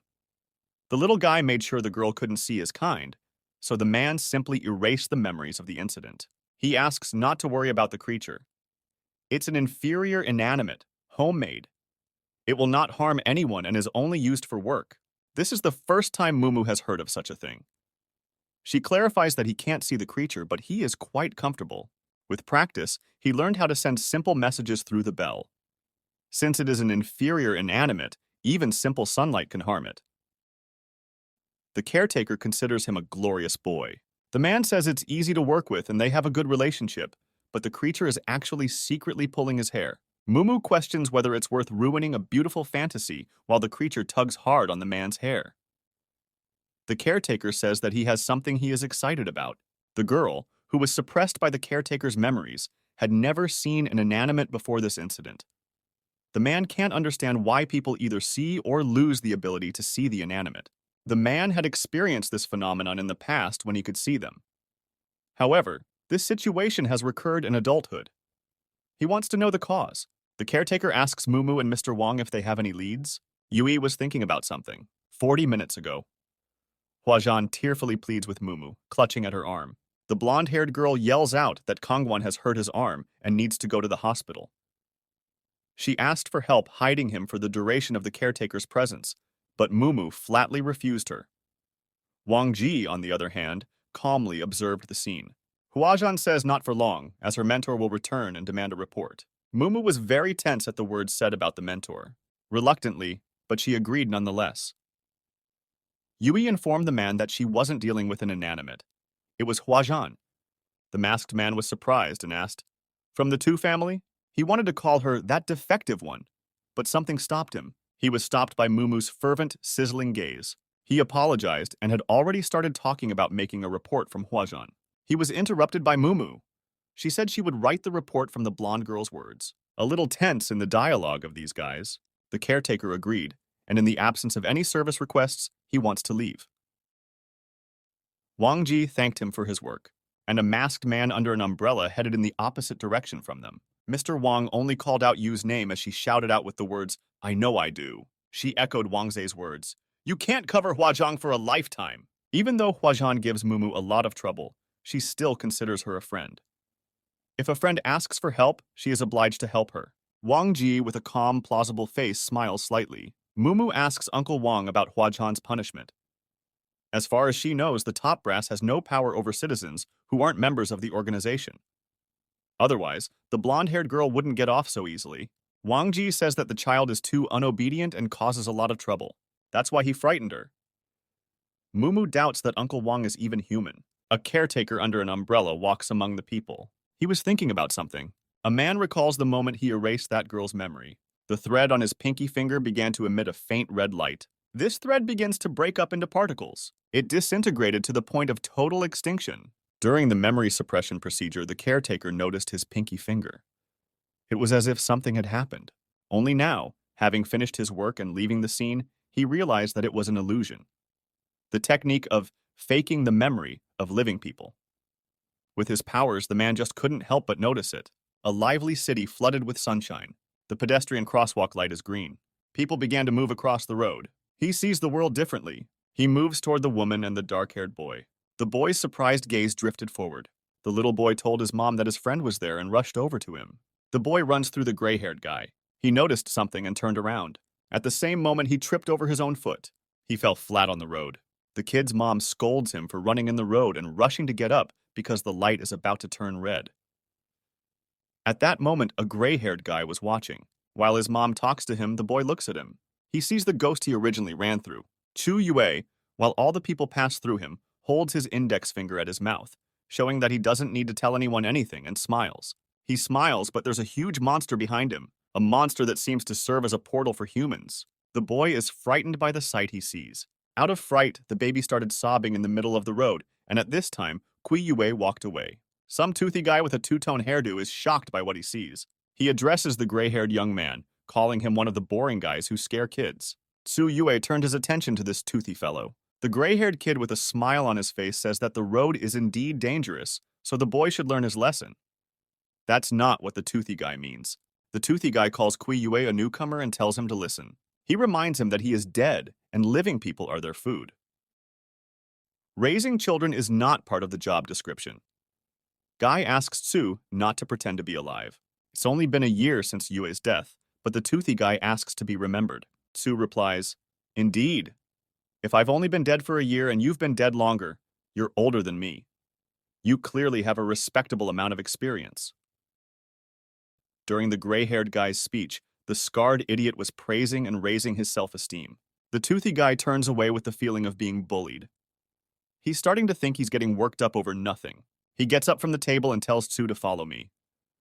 Two young men are in the background. One of them is happy to see an empty seat. People are outraged that someone left a drink and they think they are rude. The young men threw the drink in the trash can. They rejoice as if they've done a good deed. The two-colored guy looked at them with a sizzling gaze. He stabs one of the guys in the neck with his dark energy. His friend is shocked by what he sees. He doesn't know what to do. The guy who was hit by the dark energy feels like he's suffocating and can't do anything about it. It's a two-colored guy holding the boy by the neck and asking, "What makes you think this seat is free?" He raises this guy's hand and goes on to say that he threw someone else's drink away without permission. The toothy guy squeezes his hand with such force that both bones in it break. The guy, gasping and bleeding, screams in pain. A two-colored demon with blackened eyes calls the guy a bastard. He's starting to absorb the guy's life energy. Tsu Yue addresses the violent idiot as brother. The gray-haired guy reminds them that they need to go to the trial and not be late while doing so. The man only gave him a beastly look. But Tsu Yue doesn't care about the expression on the toothy guy's face. He only smiles back at him. The two-colored guy came to his senses and dropped his toy. He tells Tsu, "Speaking of which, when we made the plan, this area was counting on more, so we'll have to find out what the problem is." Yue has a question. The gray-haired guy clarifies. It wasn't because of the caretakers, but the toothy guy only laughs in response. He turned and interjected with a cocky smile. "Caretakers?" The toothy guy thinks the caretakers are people who play heroes by killing the inanimate. He asks Tsu to stay out of it and let them play. At that moment, he waves his hand and all the birds drop dead. If the gray-haired guy passes the test, his next assignment will be to help build a nest. They get to the site. The toothy guy says the test is simple, and the gray-haired guy just needs to get rid of the out-of-control thing. A large monster stands in front of them, clearly wanting to eat someone. The young man is a little surprised at the magnitude of the simple task. The toothy fellow proudly informs him, "My last junior." He recently fell under the influence of the nest and immediately lost control of himself. He can't be helped. He asks me not to look at him like that. He used to like this guy. The two-colored guy continues to say that Junior, although he lost his self-knowledge, and from the former he was left only a shell, but he is still as strong, and after all, with a toothy guy for 20 years. Tsu Yue sets conditions. If the guy fails in 3 hours, he will die along with the creature. The toothy guy goes to rest and wait out the time, but warns the new guy not to even try to escape, because he won't succeed. Tsu Yue asks the elder to wait for him for a while. The older one isn't thrilled with the request. He doesn't want to watch him. The gray-haired guy, stepping away from the barrier, replies to the two-colored guy, "I'll be quick." And while the monster is guttural about already attacking the frivolous dead man, Tsu Yue says with a smile that she also wants tea and milk. A building hiding the rays of the mischievous sun. Manager Mei Tianxiang. She is talking to someone, asking who the girl learned to pick up the kids from. The girl in the long skirt is just a house manager, not a doctor or nanny. The girl who directed all these words is Huajan. The woman asks the girl to enter her situation. She is about to go through menopause. A blonde-haired girl suddenly brought some guy, says he is her partner, and asks to cure him. A woman in a long skirt asked that Huajan wants the manageress to suffer from insomnia. With her pretty face shining, the blonde-haired girl calls the manageress a joker and calls her as bright and gorgeous as she is. Mei Tianxiang remarks that her lips are still sweet, to which Huajan actively agrees. But the flirtatious mood is replaced by a quiet ferocity. The manager wants to know what the blonde girl is trying to hide. Huajan bowed her head with her hands in a prayer pose, calling Mei the wisest. The woman started eating chips out of boredom and saying that she would finally answer honestly. When Mei Tian was treating Baek Kangwon, she discovered something. The dark-haired boy's right eye belongs to a dead man. Huajan is shocked to hear this, as it is the first time she has heard such a thing. The manager calls it rare and says it's more like a legend she's read in literature. Mei Tian began to speak. A living person's eye was replaced with an eye that originally appeared in the afterlife, filled with the energy of the dead. All attempts to conduct such an experiment ended in death, but this child survived and lives with him. A true miracle. Huajan is surprised that the eye has been replaced. Physically, the eye belongs to Baek Kangwon, not even a graft, but not at the soul level. It's something related to death, hence the name Eye of the Dead. Mei Tianxiang remarks that the young man has been through a lot, but nothing is known about the eye's abilities. There are no records. Huajan thought about something. She began to tell a story involving the Eye of the Dead. The blonde-haired girl was just as able to see the inanimate as the average person next to her. The manageress figured out the girl. She figured out why she was trying to hide the boy. After all, if it became public knowledge, he would not be able to avoid the pause of examination. Tianxiang points at Huajan and says that they are not partners. The girl began to speak honestly and admitted that she brought the guy here because of her own selfishness. But Huajan also believes that he wouldn't like being a guinea pig. The blonde-haired girl wants Baek Kangwon to be more free. Mei wonders why Huajan used to be a reckless girl and now cares so much about her partner. The manageress finds the children's growing up the most interesting. She is very sweet to watch and wants to help. Huajan asks where her mentor is. Can she not worry about the caretakers? Aunt Mei replies that she has no idea. From this answer, the blonde-haired girl became very tense, and Mei Tian continued eating her chips and saying that when the free man had less problems outside, he would probably come back. Someone knocked on the door of the superintendent's office. They were the children Aunt Mei had asked to look after Baek Kangwon. They came running in fear to tell me that the dark-haired injured boy was being beaten. Both girls are shocked at what they've heard. Mei asked the child to repeat what she said. The girl repeated that Baek was being molested by another brother. Huajan is in a complete stupor. Baek Kangwon is pinned against the wall and is being identified. Some blonde guy has the nerve to ask, "Who authorized you to be Huajan's partner?" Blondie goes over the top while standing on Kangwon's bed. He says he's not welcome here and cheekily orders him to get out of here immediately, calling Baek a bastard. Kangwon caught deja vu, only this time it's a guy. The dark-haired young man is really annoyed by this. Tsu Yue wonders to the elder how they are going to buy tea if the living can't see them. The toothy guy replies, raising his index finger. Very simple. One word. They watch a cashier taking orders from customers. The girl had a classic tea with milk. Passing by, a guy walked through the two-colored guy and Tsu Yue. The girl puts a glass of tea on the table. The toothy guy picks up the glass, demonstrating a way to get tea by being a ghost. Tsu Yue marvels at this, even though he didn't understand it at all. The older man gives the glass to the gray-haired guy and waits for the next one. A customer asks the cashier if his drink is ready. The girl notices that there is money on the counter and worries that she forgot to give the cup back. She asks the customer to wait another minute. 4 hours later, the toothy guy is lying on the counter, blowing tears and wondering why. He's upset that no one takes milk and coriander tea. Tsu Yue gets goosebumps just from the name. Tsu wants to comfort his elder and decides to try it himself. Yue walked up to the girl cashier. He told the girl, "Excuse me," and touched her finger. He transmitted energy through touch. The girl looked up sharply, as if she'd come to her senses while she was counting the money, and began urgently writing down orders for milk and coriander tea, while Tsu distanced himself from her at this point. The gray-haired guy brought the older man a drink he really wanted. The toothy guy calls Tsu an angel out of happiness and admiration, but the latter is called back by the younger. Tsu Yue. Peck wanted to answer the brash blonde, but Kangwon, pointing at the brazen idiot's sneakers, only asked, "Didn't they teach you that when you get into bed, you should take off your shoes?" The dark-haired guy with a smile on his face clarified to the blonde guy that he is a wild monkey. If that's the case, it's fine, and Kangwon asks simply to remove his shoes from his hind legs, thanking him in advance. Baek Kangwon doesn't usually throw around harsh remarks, but too much happened in one day. The thing that shocked him the most was that the relative who had been supporting him for the past year turned out to be just a fake. That's why the guy still couldn't come to his senses. He is now on the verge of an emotional breakdown, and when this single-celled creature appeared in front of him, he had only one thought in his mind. Clenching his bandaged hand into a fist, the dark-haired boy wishes only that this monkey would go away. The blonde man's face of hatred changed to innocence. Looking into his eyes, he asked how Kangwon knew his nickname. Peck fell out of reality after the idiot's words. "Someone's breaking into Kangwon's room."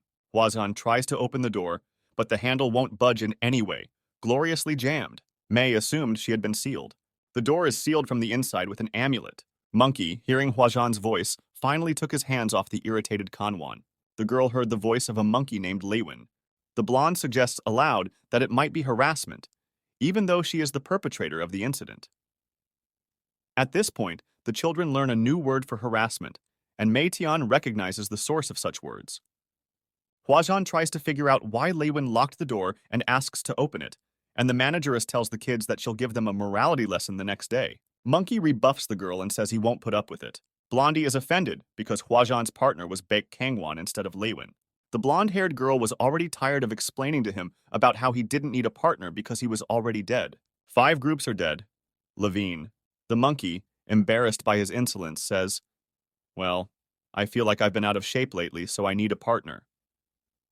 Hwazan asks why he's being so stupid and tells him to start by learning how to lie and not to do that anymore. A blonde-haired girl addresses the monkey, talking about how he knows why she wants to be dead so badly.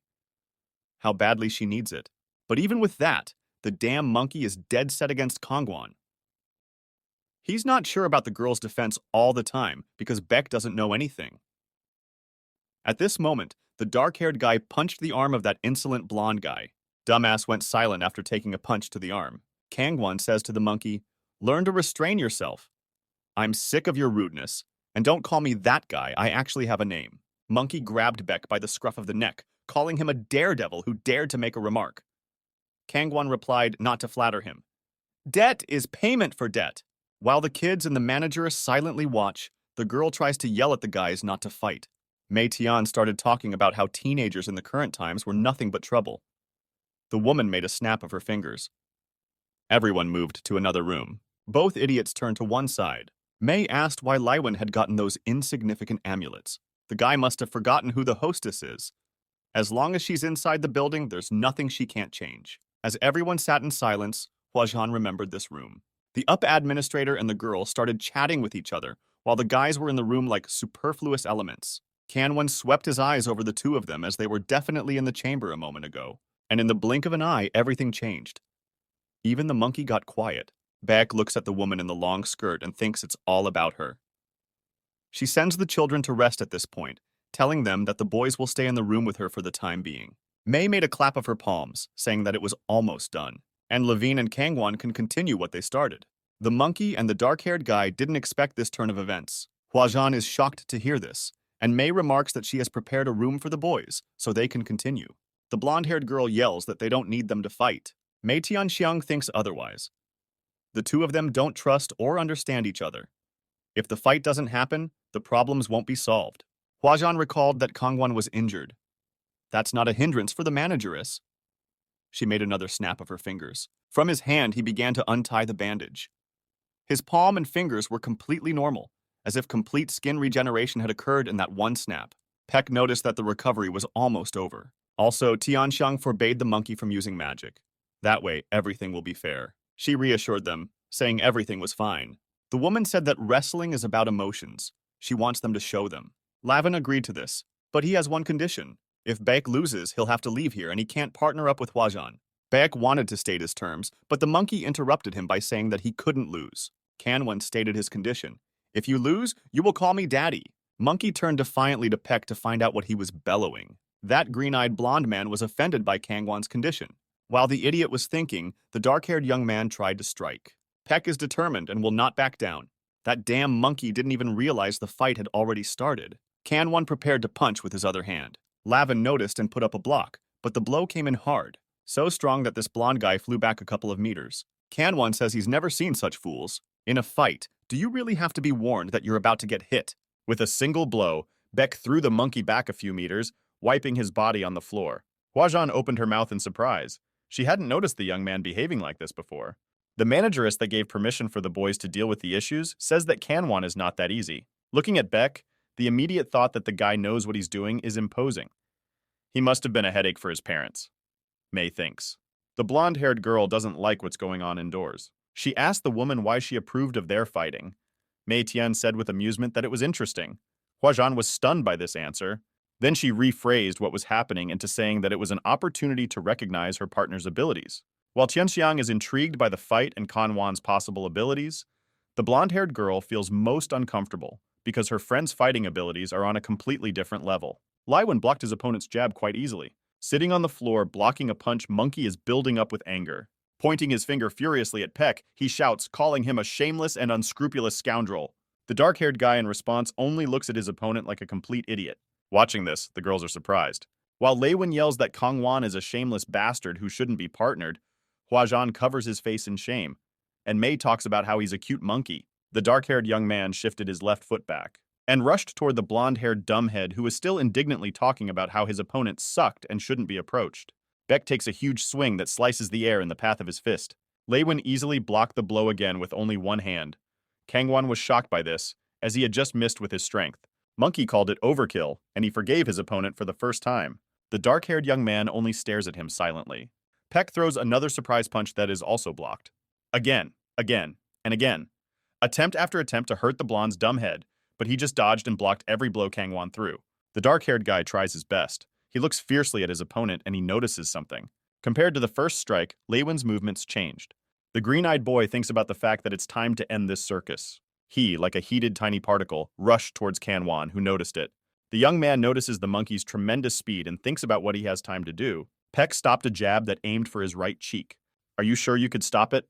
the monkey asks. After that, Laiwen, cutting through the air, launched Kangwon backwards with his fist. The young man flew into one of the columns in the room. The guy threw a shiver after that. Huajan got excited for her partner. The blonde-haired guy thinks he overdid it with the force of the blow after all. Bake himself had forced him to fight at full strength. If the monkey hadn't shown the difference in their abilities, the opponent wouldn't have calmed down. Laiwen began to mock Kangwon, said he couldn't live in this world and advised him to pretend to be an ordinary person and move on. Then dancing, the monkey reminds them of their arrangement. If Peck loses, he's out of here. Manager Mei, smiling slyly, asked the blonde-haired guy, "Are you sure this is the end?" Mei Tianxiang asked Huajan what a woman could do in 24 hours to heal a wound left by an inanimate. Then the blonde-haired girl remembered the moment her partner removed the bandage from her arm. Manager Mei wondered what happened. After a person exhausts all available power, his true potential is revealed. Kangwon, with fury and anger burning in his eyes, started to get up from the floor. Life energy is something without which nothing can survive. Unlike the energy of death, which becomes a pass to the afterlife. If the dead harm the living, the energy of death penetrates the wound. Because of this, it takes longer to recover. Usually, special techniques are used to extract the energy of death from a wound, after which the wound becomes normal and eventually heals on its own. However, no special techniques were used on Kangwon's wounds. He got rid of the death energy left to him by the inanimate on his own. Also, his wounds healed amazingly fast. Mei Tian asks herself, "So in the end, what's wrong with this boy?" Monkey apologizes, yelling that he overdid it. He asks Aunt Mei to give medicine to the stricken man, shielding himself from Huajan's sawing gaze. The boy thinks his opponent won't come to his senses soon. The blonde-haired girl herself clearly didn't mind now having the same power as Laiwen to destroy him herself. While he's brooding to his friend, Mei Tian noticed that Kangwon had gotten to his feet. Then Aunt Mei tells the monkey that their fight isn't over, thinking it couldn't have been otherwise. The woman told the blonde-haired guy to turn around. Peck didn't give up and got back to his feet, waiting for his opponent. Huajan called out to Kangwon and was surprised that he could still stand on his feet. Laiwen is shocked that after the punch he put a lot of strength into, the dark-haired guy was able to stand up. Monkey wondered how the guy got such stamina. Beck didn't hesitate and rushed towards the blonde-haired guy like electric lightning. The opponent dodged the blow but noticed that Kangwon had sped up. Levine doesn't understand how he was able to reach such a speed. The blonde-haired guy decided to tactically retreat first. Peck caught up with him again. The dark-haired young man takes another swing. Levine didn't even have time to think about anything, and at that moment, Canwan, with the force of a single blow, knocks the monkey into the floor. The girls didn't expect this turn of events. The blonde-haired boy managed to block the blow, but it was the kind that made his hands shake. Levine asked what was wrong with the guy's eye. Canwan is full of anger and hatred, the eye itself burning red. Monkey dodges a leg kick. I don't know what the reason is, but the speed and power of his punches. If he continues at this pace, I'll lose, thinks the blonde-haired young man. The atmosphere builds up, and Levine builds up the energy in his hand for the punch. These actions are noticed by Aunt May, and she uses her magic. She reminds the monkey that it is forbidden to use magic. The woman has put a blockage on him, limiting the use of his magical abilities. Levine is shocked and wanted to object to the manager's decision. He complains that Kang Wan, who is making a swing of his fist with furious force at this moment, is the first to start and doesn't even hide it. The blonde-haired guy thinks that if he doesn't use the spell, he'll die. He once again blocks the blow thrown by the dark-haired young man. The force was so tremendous that it threw the monkey backwards. Baek Kang Wan reeks of the dark energy that woke up in him after falling to the floor. Levine then tries to negotiate with his opponent, saying that he can't use spells, as the young man might have noticed, and thinks it's not fair. Monkey suggests that Canwan turn off his super mode and then continue the fight. But Beck wasn't even listening to him, and in a blink of an eye he was off toward the blonde-haired guy again. The monkey yells surrender. After hearing this, Canwan stops his fist strike right in front of the face of Lavenham, who was pressed against the pillar with fear. The dark-haired young man grinned and called the stricken man a good boy, after which he collapsed to the floor completely exhausted. Firefighters with special equipment are rushing towards the blazing flames. Two men are discussing the scene. It turns out to be an explosion in an unused, due to bad reputation, parking lot. One man is amazed that no one was hurt by such a large explosion, calling it bad luck turned to good fortune. Someone is watching from the roof of a high-rise building. It turned out to be a chiseled guy standing on the edge of a building against a starry sky. He was drinking a coffee drink, thinking it was incredible. Chuyue appeared to be much tougher among the newcomers. A gray-haired young man sat on the edge, placing his coffee beside him. He felt that the memory seal that the girl's so-called Aunt Canwan had was broken. The guy's right eye was burning scarlet in the same color as his big brother's. Choyue says that he will wait for his little brother here. A man wakes up in the morning with, lying next to him, a lower-class inanimate, and feels as bad as if he had been up all night. 10 minutes later, he could barely get up to go to the shower. While man is washing his face, the inanimate wanders behind him like a tail. The bell with which the pink cloud communicates rang. An inanimate with an evil look rings out violently, reminding the man of something. He gives the creature, a species specially grown by the caretaker, a plant, telling it to eat a little. Soon it will be ripe enough to eat. They take a meal together. The caretaker, with the inanimate on his shoulders, got dressed and got ready for work. Since the feelings of his co-workers must be considered, he temporarily removed his mask and bell. The man says he's going out for a while and will be back soon. The inanimate, which has started to look like a kitty cat, doesn't care because the butterfly is much more interesting. As the insect flew away, the creature noticed its host was missing. Among the other people, he's trying to find a man. A caretaker talking to another colleague is asked to step back for a moment. The inanimate one rang a bell, much to the consternation of the other people. The man apologizes to someone to step back for a second. At this point, the creature waits for its master to appear, almost crying. He asks his pet what's wrong. The inanimate is glad to have his man back. The caretaker then put the mask back on and apologized for the trouble it had caused. The creature tugged furiously at its master's hair again. With the problem of baldness, the man even went to the doctor, but the doctor only said to eat right and follow the regime of the day. Huajan, dressed in a cute white dress, silently looks at someone with a judgmental look. Canwan asks for someone to repeat what was said again. Wrapped in bandages, the monkey whispers something. Then Baek asks louder, but he can't hear. Leiwin yells, "Daddy!" as he lost in a duel with the dark-haired young man.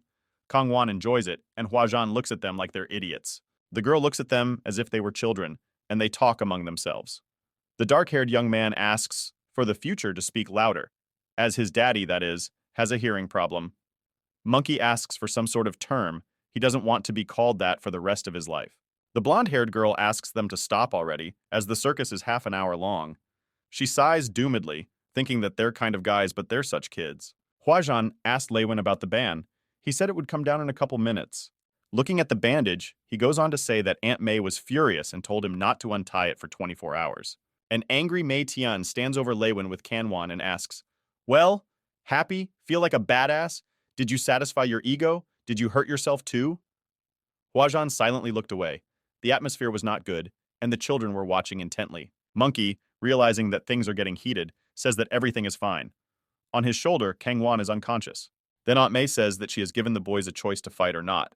However, whether someone is okay or not is up to her to decide. At the snap of her fingers, she used magic. There was fury in her gaze. A lesson in good manners had been learned. The bandaged Lewin lay on the bed next to Kanwon's bed. They would have time to think about what friendship meant. Huajan wondered what happened next as the boys stayed the night alone. The boys sit apart from each other. The girl wonders if anything has changed in their relationship. Levine is furious that he's covered in bandages, and Beck sits with a doomed expression. They wanted to turn him into a mummy, but he was unconscious. The monkey responds with an emphatic no. Kangwon says it's impossible for such an event to happen at their place. The unfriendly lightning flew between them again. Huajan, standing up on his feet, smiling, asks the monkey, "Levine, are you okay with Beck becoming my partner now?" The guy had nothing to answer. From the silence, the girl only giggled happily. She turned the other way with the words to begin. She had brought them here to help Kangwon. The reason is to understand the technique of how their weapons work against the inanimate. More specifically, the principle of the technique: skill, magic, sorcery. In the past, it was called various things, but now it's technique. So-called techniques skills that surpass not only common sense, but also the laws of nature. For example, the amulets circling around the girl. Can the existing laws of physics be used to explain how the girl controls them? Sound and image, the two components that make up techniques. If we try to explain it in some way, we can remember that back in ancient times, mankind created music and painting. Then from rhythms and sounds, speech was born. From painting, patterns resembling words were born. These sounds and patterns absorbed human souls and answered their call. This is how techniques are activated through the sound of the soul and spiritual image. The boys are listening intently to Huajan. Kanwan notices that Levine has unwound and is looking at the end of the bandage. For example, a blonde-haired guy is able to see runes. Spiritual speech refers to sound. The simpler and older the phrase, the more effective it is. Huajan says he uses the ancient mantra Kujikiri. A wise person facing enemies will break through them. With these words, knowing their meaning and using her imagination, the girl can create simple attack combinations consisting of black symbols. Kenwan is curious and asks if he can learn the technique. She said she didn't know. Such an ability can either be inherited or, provided it suits you, trained for it. The girl says to the dark-haired boy, "Since you, Beck, have a special eye, I wouldn't recklessly learn something without thinking of the consequences." Huajan is impotently furious as she can't answer the guy's question, for only her mentor knows everything. Kenwan was told that he had the eye of the dead. Monkey noticed Peck clenching his fist. The blonde then wondered why the boy needed tech if his eye was powerful enough as it was. He used it to get Lavinius to call him daddy. He tells Kanwan not to sweat it, since he's strong enough without the tech. "But you were only able to win because I couldn't use the techniques. If I could use them, I would have been many times stronger," shouts the monkey to the dark-haired youth as he covered his ears at this moment. He still keeps shouting and offering a rematch. If he won, the role of daddy would go to the blonde-haired young man. Huajan remembered something. A dark-haired young man covering his ears was called out. The blonde girl gives him the backpack he dropped on the subway. Mumu brought it. Then Levine comes at Kanwan with questions about the bullying. He didn't understand why he was so cool, but he was being bullied. The dark-haired young man just irritably asked him to leave him alone. The guy, looking at his backpack, realized it was the subway that started it all. He remembered being with a former classmate that day as he rode in the subway car. Bake started yelling about it to Huajan, talking about the fact that she was wearing a dangerous inanimate. He thinks he is a fool for he has forgotten such an important thing. Then the girl says, reassuring the guy, that the staff usually carefully checks to see if there are any inanimate things attached to someone at the scene and separates them. The girl the young man is talking about is probably fine. Huajan wasn't convinced that Kangwan had calmed down and suggested that he just call and find out. The girl called Mumu, but she was sick and as ill as possible. She said it was better to ask Uncle Wang. The blonde-haired girl started to worry about Yui, but Tak said the girl was overplaying her hand too much and called the caretaker over. Uncle Wang said he heard what the guys were talking about. To be sure, he decided to check the lists. Wang Jie asked for the name of the girl the young man was worried about. Wen Xiao stared somewhere ahead. A girl comes up to her and asks her what she was looking at. Xiao looked at the banner. There would be a celebration at school soon. The girl started to say that the symbol was a flower. Her classmate didn't quite understand what she was saying. A friend laughed and asked what else she could choose as a mascot for an important holiday. But it's not exactly the mascot a girl thinks it is. It was an inanimate flower. Wang Jie says there is no such name on the list. Ever since she was a little girl, she loved the way she was treated by those around her. It used to be all smiles. Her kind grandmother neighbor greeted her and stroked her head every time she met her. A cheerful Uncle Courier who helped her every time, even when he was very busy. You cannot have one-sided relationships with people. If you are kind and gentle, you must be able to share that kindness and tenderness with someone close to you. She really does love this kind of world. But as she grew up, she realized that there was one more thing that people enjoyed sharing with others. This thing is banal cruelty. North County High School.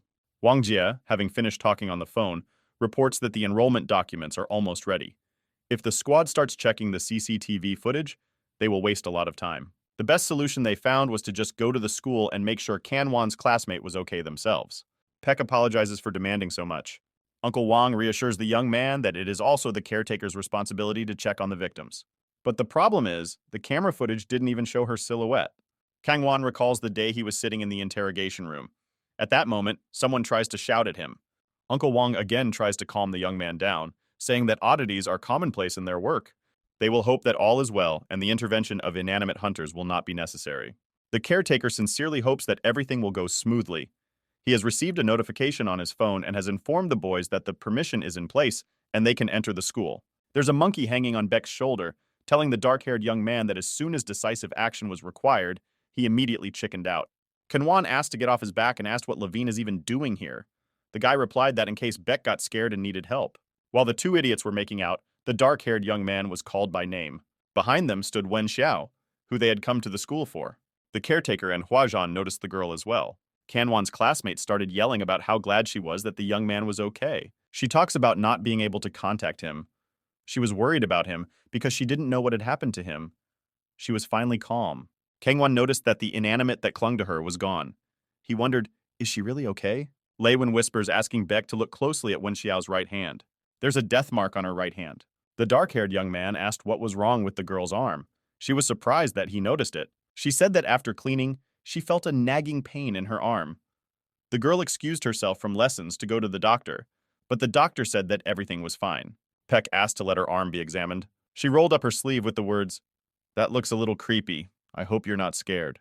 What they saw shocked the boys instantly. Is that what she calls a little bit? Wen Xiao said it's nothing to worry about. She had a lot of tests, but everything was normal. Besides, the pain is gone now. Wang Jie approached them to meet the girl. He introduced himself as Baek Kangwan's uncle and works at the city hospital. He came here to settle some formalities. Uncle Wang said he saw her arm and assures her that it's not just a harmless sore and says it'll be better if she comes to their hospital to get checked again. If she's worried, she can call one of her parents. She can come anytime after noon. Wen Xiao thought about something after the caretaker's words. While Wang Jie wonders if there are any problems with the girl, Huazhan whispers to Beck not to worry. Uncle Wang will see to her treatment. Then the girl with death marks on her arm says, "No, it's just that today's a holiday at our school, and I've only taken the first half of the day off, so I need to at least warn the teachers." When Levine suggested just texting, she irritably and loudly replied that she couldn't. The monkey was frightened by this reaction, and Wen Xiao thinks that such things should be reported personally. Besides, she has some other things to do. Putting his palm on Kanwan's shoulder, Wang Jie says that everything is fine and he has some things to do at school too. He needs to sign some papers for Kanwan's enrollment and offered to go together. Wen Xiao offered her help to take them to the administration department. Uncle Wen gladly agreed, and she replied that she didn't need any thanks, for the girl was happy to help without it. Lavenu wondered why Baek didn't know where the administration was, even though he had studied here. Unfortunately, Kangwan did, but not for long. The dark-haired young man thinks that Wen Xiao wants to keep him away from bad memories, so she volunteered to help. He finds her very empathetic. They are crossing some invisible barrier, but the space around them changed dramatically. Then the monkey said he only wanted to go for a walk with them, but apparently he'd have to work. Uncle Wang asked if Huazhan felt it, to which she said yes. Wen Xiao asked why they stopped. After all, they had practically come to the administration department. Kangwan asked the girl, "Does she feel anything?" But she was thinking about the holiday. Wen Xiao says that they will definitely enjoy the feast, as long as the roots of the dark energy of the inanimate can be seen in the background. It was the same talisman, as the girl called it, which had grown like a parasite. Uncle Wang, looking at everything around him, says that they managed to figure out something. There is no communication in this place, and there is no way to contact the outside world. Also, all entrances are blocked by an invisible barrier. This school is easy to enter, but impossible to leave. Plus, it's a school holiday, and apparently all the students and staff at the school are already trapped. And you also have to consider the strange formation on Kanwan's classmate's arm and the strange feeling after entering. From this point on, the squad needs to keep a closer eye on the girl's actions, as well as find out the cause of such an anomaly in the school. While the girls are having girl talk, Levine asks her coworkers if they're getting too chummy. Huajian said goodbye to her friend, walking back to the boys. The blonde-haired woman reported that it was just as they had expected. Nothing had changed for Wen Xiao at school. For the girl, it's a regular holiday atmosphere. Wang Zhe says they'll have to split up. However, it's risky because they don't have enough information about this school and it's too big. Plus, it's not just the main building that's infected. If they split up, they can get to the bottom of it faster. Uncle Wang informs, since the young man and his classmate know the school, he will go with them. With Wen Xiao, they will go to the training building. Huajian and Lei Wen orders them to check the nearby buildings, and if they learn anything useful, to let Wang Jie report it. The situation they are in is an emergency. They have no information about the abilities and level of the inanimate, so in case of danger, everything must be done. More specifically, to protect myself. While Lei Wen wonders why they should split up, Huajian, glowing with joy, rushes over to Wen Xiao. The blonde-haired girl tells her new friend that her cousin is very weak, so they will wait for them here. Wen will try to get free quickly. Their conversation was heard by the monkey, who didn't realize who his friend had called weak. Canwan kicked the blonde-haired guy's leg with all his might. As he howled in piercing pain, Baek confirmed that he was having trouble moving, so he offered to go. Wen Xiao offered to take Lei Wen, who was writhing in pain, to the nurse's station, but Baek said it was fine, and the aching pain in his muscles would go away soon. Huajian looked at the blonde-haired boy as if he was a pitiful creature. The girl called out to the departing dark-haired young man, wanting to say something. She changed her mind about saying the original thought and said they would see each other, calling him partner. Wen Xiao says that their school takes events of this magnitude very seriously, and both teachers and students are busy preparing. However, someone had to stay in the administration office, so the girl thinks they will stay for a while. As they walk up the stairs, Wang Jie asks the young man, "Kid, I've wanted to ask you something for a long time. Didn't it seem to you that as soon as we entered the school grounds, there was a pressurizing atmosphere similar to the one created by the inanimate in your house?" Canwan said no. Uncle Van hopes it's not a nest. Wen Xiao reports that they are almost there. They need the far door. The girl was called out and asked if she had done what she was supposed to do while she was chilling. The caretaker, along with Peck, noticed it. The girl reports back, saying that she hasn't finished the rest of her work and may have to rest in the afternoon as well. Then people say it's bad and you can't do that since they have an important group event today. They pressure her, telling her it won't be just her and what they should do. Then Wen Xiao replied, "No, of course I would like to be together with everyone. Our class plays an important role. I don't like the fact that I have to go out like this, but I will try my best to work off my absenteeism." The classmates were worried about the girl's condition. Usually she actively participates in the school life, but today she is absent. Xiao says it's okay, but her friends don't really believe it, since she won't say why she's leaving. They say it's fine, and if you have to go, it's fine, but the guy reminds her that it's their holiday. Then a classmate suggested we go into the classroom first, so they could calm down too. Canwan loudly called out the girl's name. The young man asked where he was going, and she said she was going to class with her classmates, and she would be back soon. But they weren't really her classmates.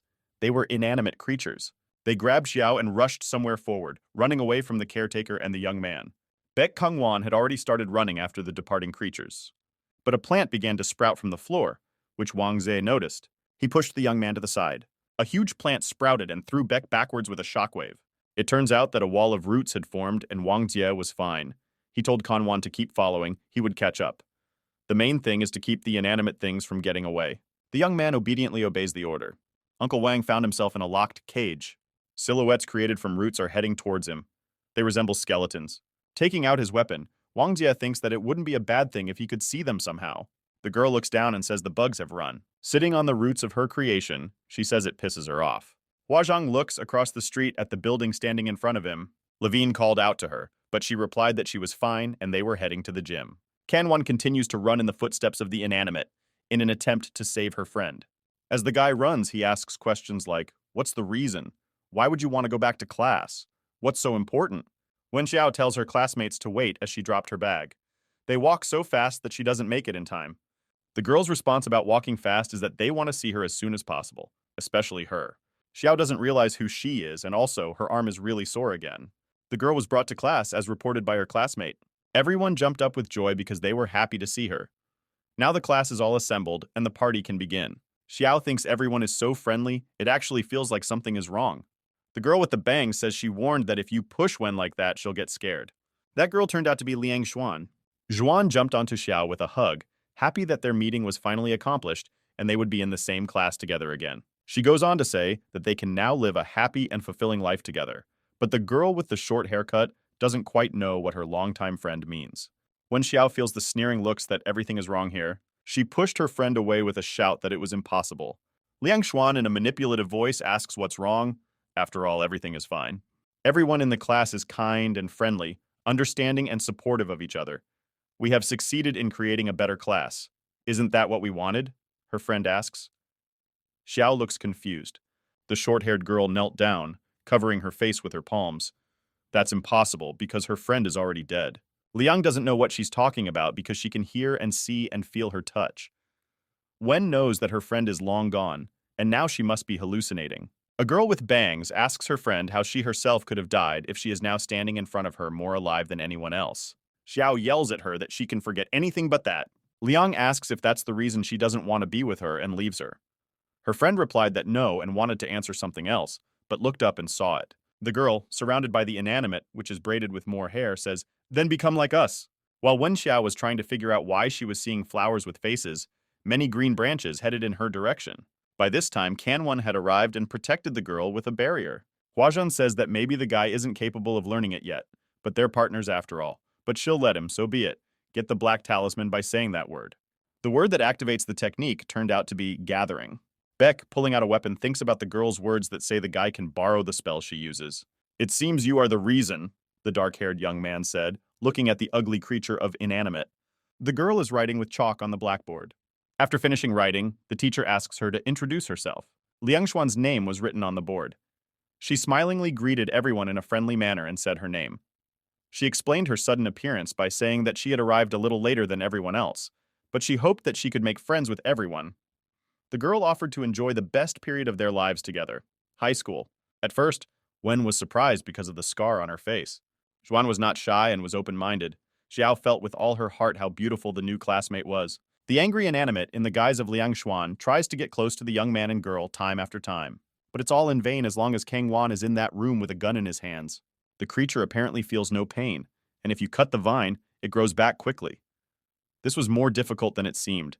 If he kept looking for gaps in the defenses of these florists, the fight would take forever. In a moment, one of the flower men whispered a plea for rescue, which Peck undoubtedly heard.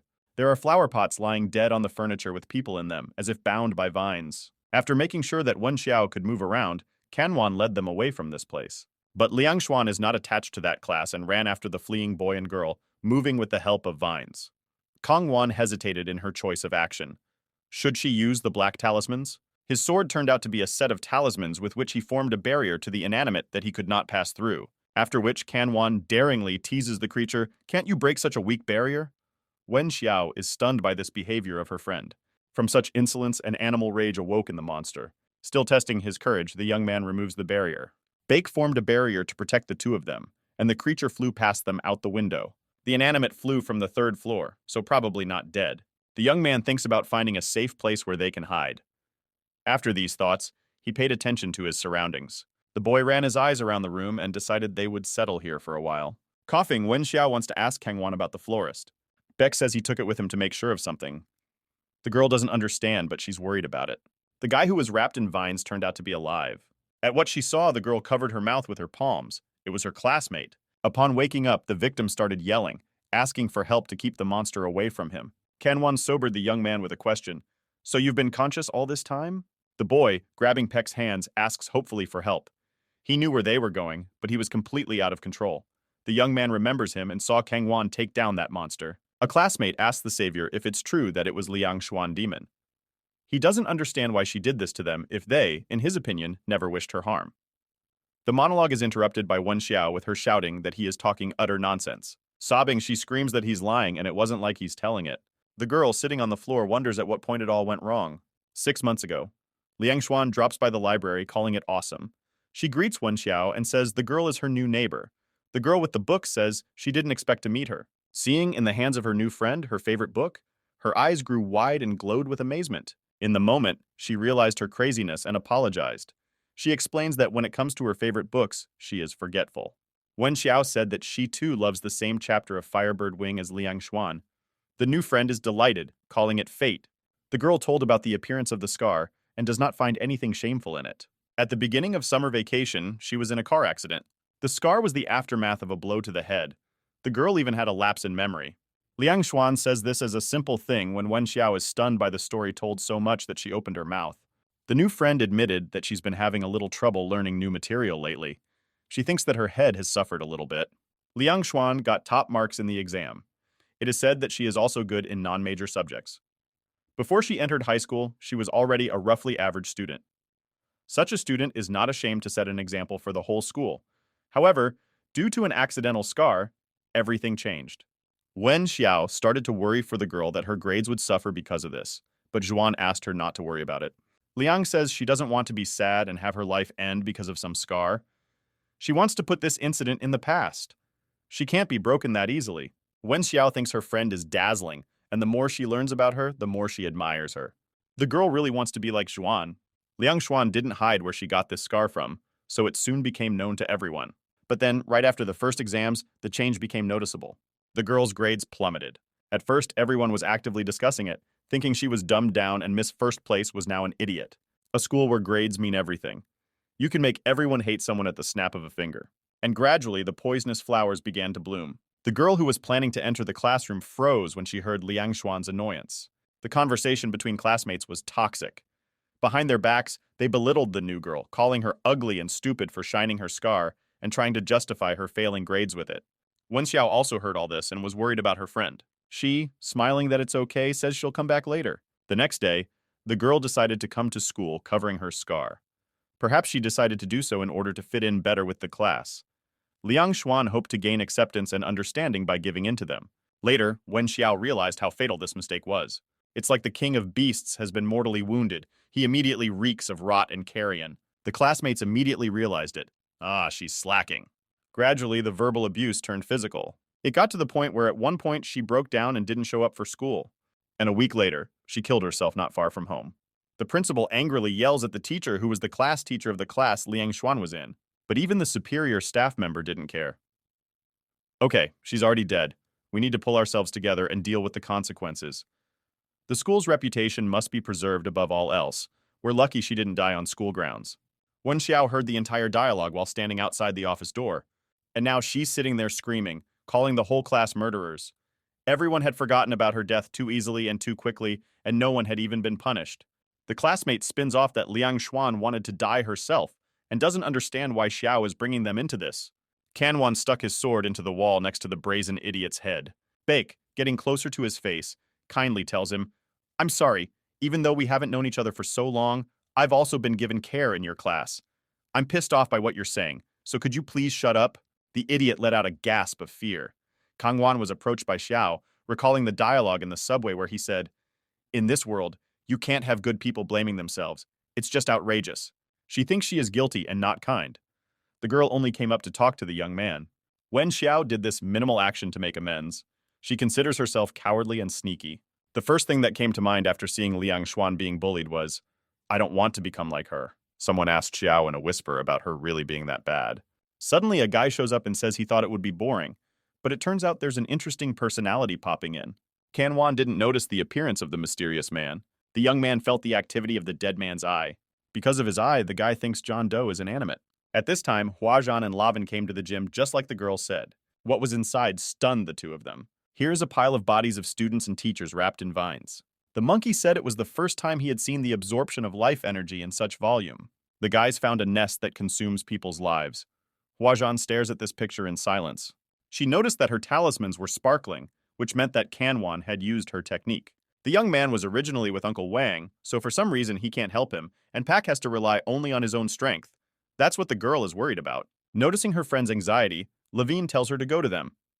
He asks her not to worry and to trust him, because he's not a weak cousin. Huajian goes to inform Wang Jie and the others about what's going on here. She asks her friend to let her know if anything happens. The girl didn't notice the dead man in the air, who took note of her inability to see the inanimate. After Huajian left, the guy floating in the air realized why Lei Wen had sent her away so quickly. The unidentified man goes on to say, What an oddity. Judging by her age, she doesn't look like a watcher. What did they send such a useless thing here for? Hearing the insult towards her friend made Lavinius angry. The blonde-haired youth asked the guy what he was and started thinking. Belle Huajian didn't react to the creature. Obviously, this shit reeks of inanimate energy, but it looks like a human. It doesn't look like it's absorbing the life energy of people at the gym. However, If it is indeed inanimate, at this distance, the bell just couldn't stay dormant. The unknown man saw with a cheerful smile that the young man had finally gotten the message. At that time, Levine activated his full power technique. Standing on one knee, Kanwan asks if the one in front of his eyes is inanimate. A classmate is alarmed by the rescuer's behavior. He doesn't see the entity that suddenly appeared. The unknown man cheerfully replies that to him it is so, citing the narrow-mindedness of the young man's thinking, and the cheerful smile is replaced with contempt. He goes on to say that when the caretakers catch sight of him, they ask the same question, and he's sick of hearing it. Kanwan was asked what was wrong with his face and why he was smiling like that. A silhouette, inanimate, able to communicate, obviously dead yet something alive at the same time. Then so is that guy. Peck realized something to himself. It's the shortest route to his little brother. Then the creature told the young man to forget it, for he was not interested in him anyway. The creature told him to forget it, for he was not interested in him anyway. Kanwan tried to attack him in the moment of speech, but he dodged the blow. The creature doesn't understand why the guy is trying to scare him, so he asks why the guy is so overexcited. Beck is very serious and asks John Doe why he wants Wen Xiao. The young man doesn't care what this thing is. He'd have to protect people first, and then he'd deal with it and get the information he needed. The creature, once behind him, says he sees the anticipation on Kanwan's face from his reflection. The creature's hand was right in front of the young man's face. He said it would be different now, and he had no illusions. With a single touch, a huge hole was formed in the wall, from which debris flew as if from a blast wave. The dark-haired guy was nailed to the wall like a nail. From such a powerful collision of his back against the wall, Kanwan spat out his own blood. The creature, emerging from a hole in the wall and covering its mouth with its sleeve, asks why the boy is prying where he is not asked. Just trying to overpower me? The level of the caretakers and the dead lately is just awful. The creature continued to talk to Beck, moving closer to him. The young man noticed that his amulets were beginning to crumble. Suddenly, around the neck of the weakened lad, vines were tied. The exhausted guy fell to the ground. Then the creature stepped a foot on his head and said that he was a weakling, and it was boring. The creature goes on about how it pisses him off that trying to find something went to hell because of bugs like Kanwan interfering. That kind of makes him lose all desire to have fun with the toy. Suppressed literally and figuratively, the young man interjects, "A toy?" The creature has suddenly found an interesting toy. It was quite amusing for him to watch the inanimate one chasing after the girl. The creature only had to nudge it, and that was how it became obsessed with Liang Xuan. With a cheerful smile, spreading its arms at its sides, the creature shows off the result of its creation. It then came to Kanwan's attention that the inanimate before was Liang Xuan. The unknown man confirmed the guy's hunch and added that everyone who crawled out of the afterlife used to be a living person. 8 years ago. Someone is desperate, in a state of rage, trying to find Lavny. The girl promises him that his ass will shine brighter than the sun. The blonde-haired boy sitting in the bushes realizes that Sis is as evil as possible and his brother won't save him this time. As he continued to sit in the bushes, he heard someone behind him feeding a bird. It was Huajan's little girl. The boy said hello to the girl and started to interrogate her. First, he told her the whole situation about her brother and sister. Then he pestered her with questions. Then he introduced himself and tried to find out her name. There was only silence in response, as if the little girl were not a person but a doll. He noticed the bandages around her neck. He felt sad and could only sympathize with her. Lavinius wondered what she looked like when she smiled. 7 years later, the blonde-haired guy noticed an earring in the ears of the short-haired Huajan. In amazement and happiness, the girl joyfully exclaims that the earring is very beautiful and cool. The teacher said that a small change can lift the mood. The young should try more new things. Levine only watched silently and with a trembling hand as the girl admired the innovation in her appearance. While Huajan is blathering on about how they're clips that just cling to your ears, so they can be removed at any time, which is convenient really, the blonde-haired guy gave a yelp at her. The girl, after running far enough away, noticed his disappearance. The fool showed up with a swollen ear and a real earring in his ear. Huajan asked how much it hurt, for she remembered that the young man was afraid to pierce his ear. He was silent at first, and then fell to his knees with the words, "I'm going to die." The girl thought it was funny. Huajan chuckles from his swollen ear. He explained what he did by saying that they were a gang. What she did, he would do. Then the girl asked about the family. Levin realized abruptly the fatality of his mistake. The young man realized that he could be considered dead from now on. Huajan, despite the fact that she considers her age unsuitable for piercings, told a friend that she will also pierce her ear the other day. Lying stranded on the ground, Kangwan continues to marvel at the fact that they are all souls of living people. The unknown man is amazed that the kid is surprised by this. Not only does he think he's weak, but his caretaker hasn't told him anything about it. All of the young man's talismans are broken. He won't be able to use them. He needs to calm down and bide his time until salvation comes.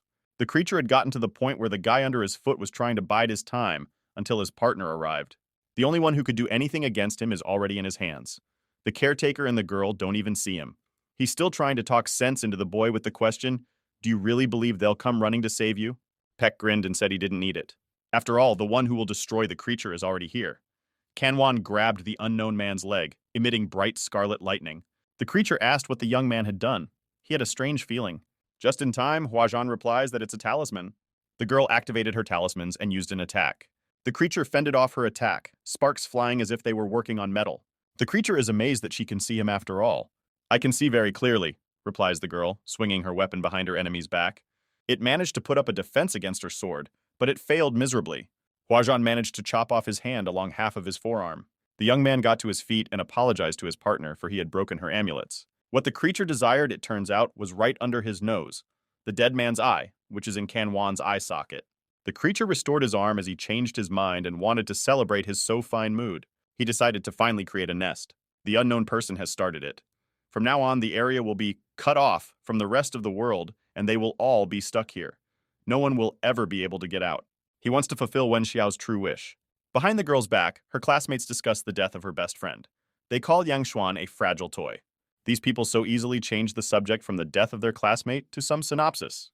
A Wen Xiao monologues not understanding how they dare to act like this, as if it was none of their business. Maybe they're just too young, and they don't realize how terrible it is to hurt others? Will they regret it in the future? Will they repent of their atrocity in the next life? Her own self says to see it with her own eyes and know the answer in her heart. The girl was pulled out of her thoughts by her friend. Wen Xiao explained that she went to bed late because she had some things to do. A friend says the girl rarely comes to the reunion. She hasn't seen her since prom. Her classmates came up to her, telling her that they had accomplished a lot and even started their own business. Xiao feels as if a life has appeared that they are working hard on, but not Liang Xuan's. The girl asked the crowd if they remembered their classmate who had died. Initially, they didn't realize who Wen was talking about, but further back they remembered, remembering her as a good person who died in their first year. They think her death was horrible. Xiao, breaking the champagne glass, shouts, "Obviously we killed her." As if faceless, the classmates asked if she was confusing anything, because they couldn't do such a thing. Wen, a schoolgirl in her adult self, demonstrates people's most potent weapon, forgetfulness. Liang Xuan herself chose death, and neither the law nor society will blame her. Even with the passage of time, they live without noticing it. The dead mean nothing to people. Wen Xiao's true desire was to pay back with her own lives for what happened to Liang Xuan. The small version of her was not her, but the creature that was creating a nest with the girl's help. A huge nest was formed, surrounded by its own roots, as if from hell. Huajan protects himself and his partner from the debris that flies from the sky like rain. The partner says that a nest is a gap created in the world of the living. When it is created, that area will be invaded and cast off into the world of the dead. It will become a kind of paradise for the inanimate. If a live one unknowingly enters the nest, it cannot go back. Until the inanimate consumes you, Huajan continued. The master said that to create a nest, one needs a support. Once this support is ready, the only way to restore the space to its former appearance is to destroy it. Besides, it can only be a living person, if there really is an open nest. Baek Kangwan, do you realize that we have to destroy Wen Xiao's consciousness? The young man is adamantly opposed to this. He doesn't accept that to save one, he has to sacrifice another. By all means, he wants to save her. The girl, rising to her feet, says it's a coincidence because she thinks so too. No one should become a sacrifice for others. There must be another way. He stands enjoying the sight and calls it splendor. Wen Xiao becomes dead and possessed. The unknown waits for the life energy to merge with the anger and the nest to open. But he'd be better off without those pesky gnats here. Huajan tries to attack from the back. Blocking her attack, he calls the girl stubborn and reminds her that her attacks are useless against him. Huajan says it doesn't matter. The creature will realize it later. As she throws blow after blow, Kanwan swiftly runs somewhere forward. Earlier, while under the dome of protection, the girl asks the young man to take a chance and try to get closer to Wen Xiao. Most likely, he did something to her and pushed her to become a support. Anyway, the partners will have to separate them somehow and not let the creature do something to Wen Xiao. Kanwan had almost reached the girl. There's still some time left. The guy was surrounded by florists, guarding the prop. The young man realized that they would let him get close to his classmate and prepared to defend himself. Liang Xuan ordered them to stop and give them some time. The girl having made a barrier out of vines, she has something to talk to her boyfriend about. By looking into Peck's eye, she was able to regain some of her consciousness. Zhuan touched him, but he didn't have time to do anything. They found themselves alone in a white void. The girl said they were in the abyss between life and death. No one can stop them from talking here. There she is, alive and real. Liang Xuan holding Kanwan's hand and saying that she knows how to save Wen Xiao. An unknown man, whom she calls a pervert, plants a seed in the girl's hand, through which he affects her mind and increases her hatred for those around her. As long as the seed is there, her emotions will be impossible to control. Liang Xuan asks to save her friend. Girls in the library talk about a world made up of goodness. This is Wen Xiao's childhood dream. Everyone around her is trying to prove to her that it's not like that at all. They tell her to learn to compromise or just accept. Ah, so you have infantilism, but it's weird. When we're young, everyone is told how beautiful the world is and that we should strive for beautiful things. But when we grow up, they berate our attitude to the world and call us children. And they immediately start explaining how terrible the world is. And they call growing up the ability to compromise or accept reality, says Liang Xuan. It's better to be flexible, thoughtful in all aspects of life. They say it's a better and easier way to live. Xuan thinks that this may be true, but it is Wen Xiao's vision of the world that she likes the most. A young man inquires about how he can get rid of the seed. But the girl, unfortunately, doesn't know. She has a hunch. After all, thanks to the guy's eye, Liang Xuan's control had weakened, so she thought that he would be able to pull out the seed. The girl with the scar says that she is the reason Wen Xiao became possessed, and if she can remove the parasite, she can contact her and awaken her. Then it will get rid of the shackles, and it will no longer be a prop, and also the nest will not open. In this way, Kangwan will save everyone. Really, I don't mind leaving all these bastards here to die. The girl guffaws. Bake realizes she means it, though. Liang Xuan admits that he's not a saint and doesn't mind them suffering some kind of punishment. But the girl doesn't want Xiao to be dragged into all this. Her hands began to tremble, for she too felt guilty. Beck doesn't fully understand what Xuan means. Punch after punch she tries to land on the bastard. It noticed that its defenses were weakening. The creature began to think that each blow from Huajan was stronger than the previous one. The creature wants to understand who this girl is. An obstacle had formed between them. With a smile on his face, he tells her that she doesn't need to be so focused on holding him anymore. Her partner had already been caught, and he wasn't even close to the prop. Pointing a finger upward, the bastard informs us that they are about to connect. Then he mockingly yells that the nest has opened and they are too late. But something happened that he didn't expect. Wang Jie popped out of the clump of vines and reported that it took him a lot of effort to destroy this. The freak screams that Uncle Wang is a bastard who jumped out at such and such a moment. He won't let it go unnoticed. In a rage, he'll activate all his power. Wan touched Wen Xiao's hand. He sensed it and turned around, realizing what had happened. Peck freed a classmate from the shackles of the vines. Her guilt restrained not only herself but also Liang Xuan. After her death, Xiao's friend's soul became a monster that began to suck out the girl's life force. Liang wants this to end soon, because now is the best time to socialize with a live-in girlfriend. Wan grabbed the blossoming flower from the seed on his classmate's hand. He applies the power of his eye, and at first glance, it all works out. The blossoming flower shattered into shards. Freeing herself from her shackles, the girl began to fall. She was swept into her arms by Liang Xuan. Talking to her, she calms her friend's mind and gradually dissolves into thin air. How nice, Wen.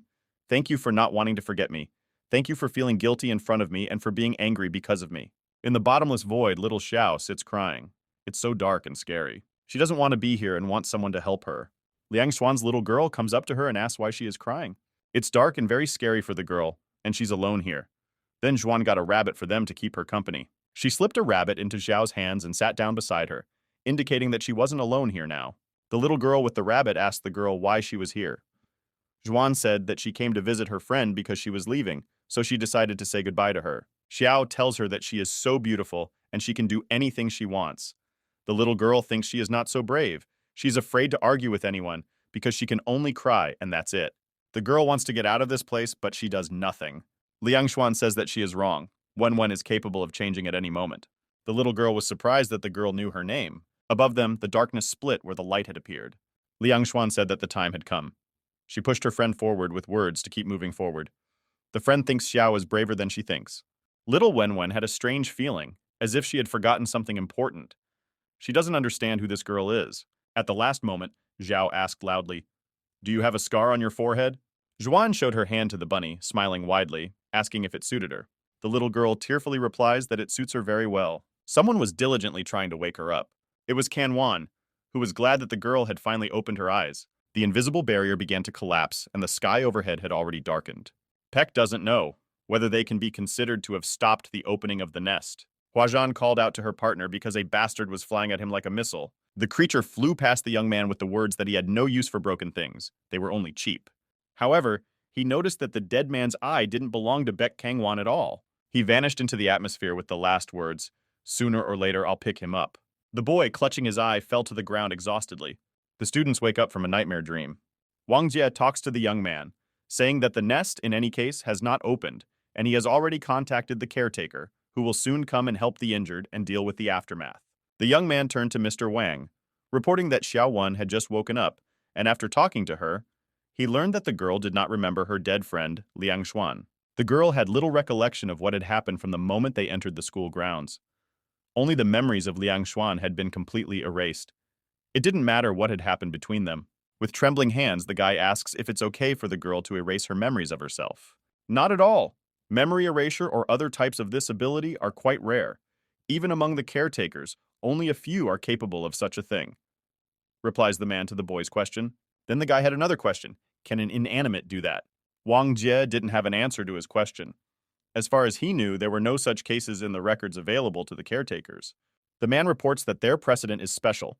The fact that Liang Xuan, being dead, was able to erase her memory. The leading key here is that the nest touched the two of them. The girl was not only trying to save Xiao Wen, but also herself. That was when she decided to erase her memories. Maybe after the young man joins the caretakers and becomes dead, he can find the answer to his question. Dropping down on one knee, Wang Jie wants to give Kanwan one piece of advice. Don't worry, no matter what purpose you step into the new world with, don't stop thinking about what you desire the most. For Peck, it was necessary advice after the experience. Huazhan, holding the phone in her hands, called out to Kengwan and Uncle Wang. Levine gave the girl the happy news. The people in the gym are unharmed. They are no doubt delighted with the news. The aggressive disciples called out to the seated Baek and Wang Jie. The guy angrily asks, "Aren't they here to save people? Why aren't you getting rid of her? It's obvious that she just wanted to kill us in the guise of a monster." A classmate points at Wen Xiao. The other girl tried to calm the guy down by reminding him that she is their classmate, but he doesn't care. He doesn't want to be in the same class with her. Huazhan, having covered the girl, protects her from negligent classmates who have forgotten that they themselves brought her to such a state. Wenwen says she feels strange. Even though she doesn't know why they were mad at her, she would have been scared and cried before, but now she finds it so funny. A man stops the young man from getting into a fight. Mr. Wang informs the students that their lives have been eaten. They didn't understand what Wang Zhe meant. Then he explained that once the energy was sucked out, it couldn't be restored. Consequently, the lifespan in this world was also shortened. In a way, their lifespan was reduced. After hearing this, the students began to ask for help, for a cure. Unfortunately, nothing can be restored after absorption. Then the boy wondered how much his life had been diminished. He demanded an answer from the man. "I won't. For the rest of your days, you will live in fear. The fear of death coming at some unknown time, the bitterness of having your life shortened. Even if your memory is erased, the fear won't go anywhere, and then you will atone for all your sins." Wang Zhe replied. The students, being in a desperate situation, started crying after the man's words. Wang Jie told Kanwan that since the nest did not open, the energy went back. What he said was a lie. No one's life was shortened. Uncle Wang turned to the young man and asked if he was disappointed, but all they can do is scare them with this very lie. Peck isn't disappointed by this. At least their fear is genuine. The guy thinks it's many times better than ordering them around or writing down explanatory notes. Only the man wants to talk to the caretaker who erases the memory. He wants the man to erase the memory, but not the fear. Kanwan asks how difficult it is. Wang Jie said at worst an extra couple hairs will fall out. A gloomy city, only occasionally in some places. A moth hovering near the lantern got an electric shock. Deadly, the insect fell into someone's palm. It was Tsu Yue who the inanimate came to with news. North End, nest at the school, there was a mishap. The caretaker interfered. This did not upset Sue, for the seniors have more than one billet. There will still be a chance, but it's only a matter of time. Pet the cat.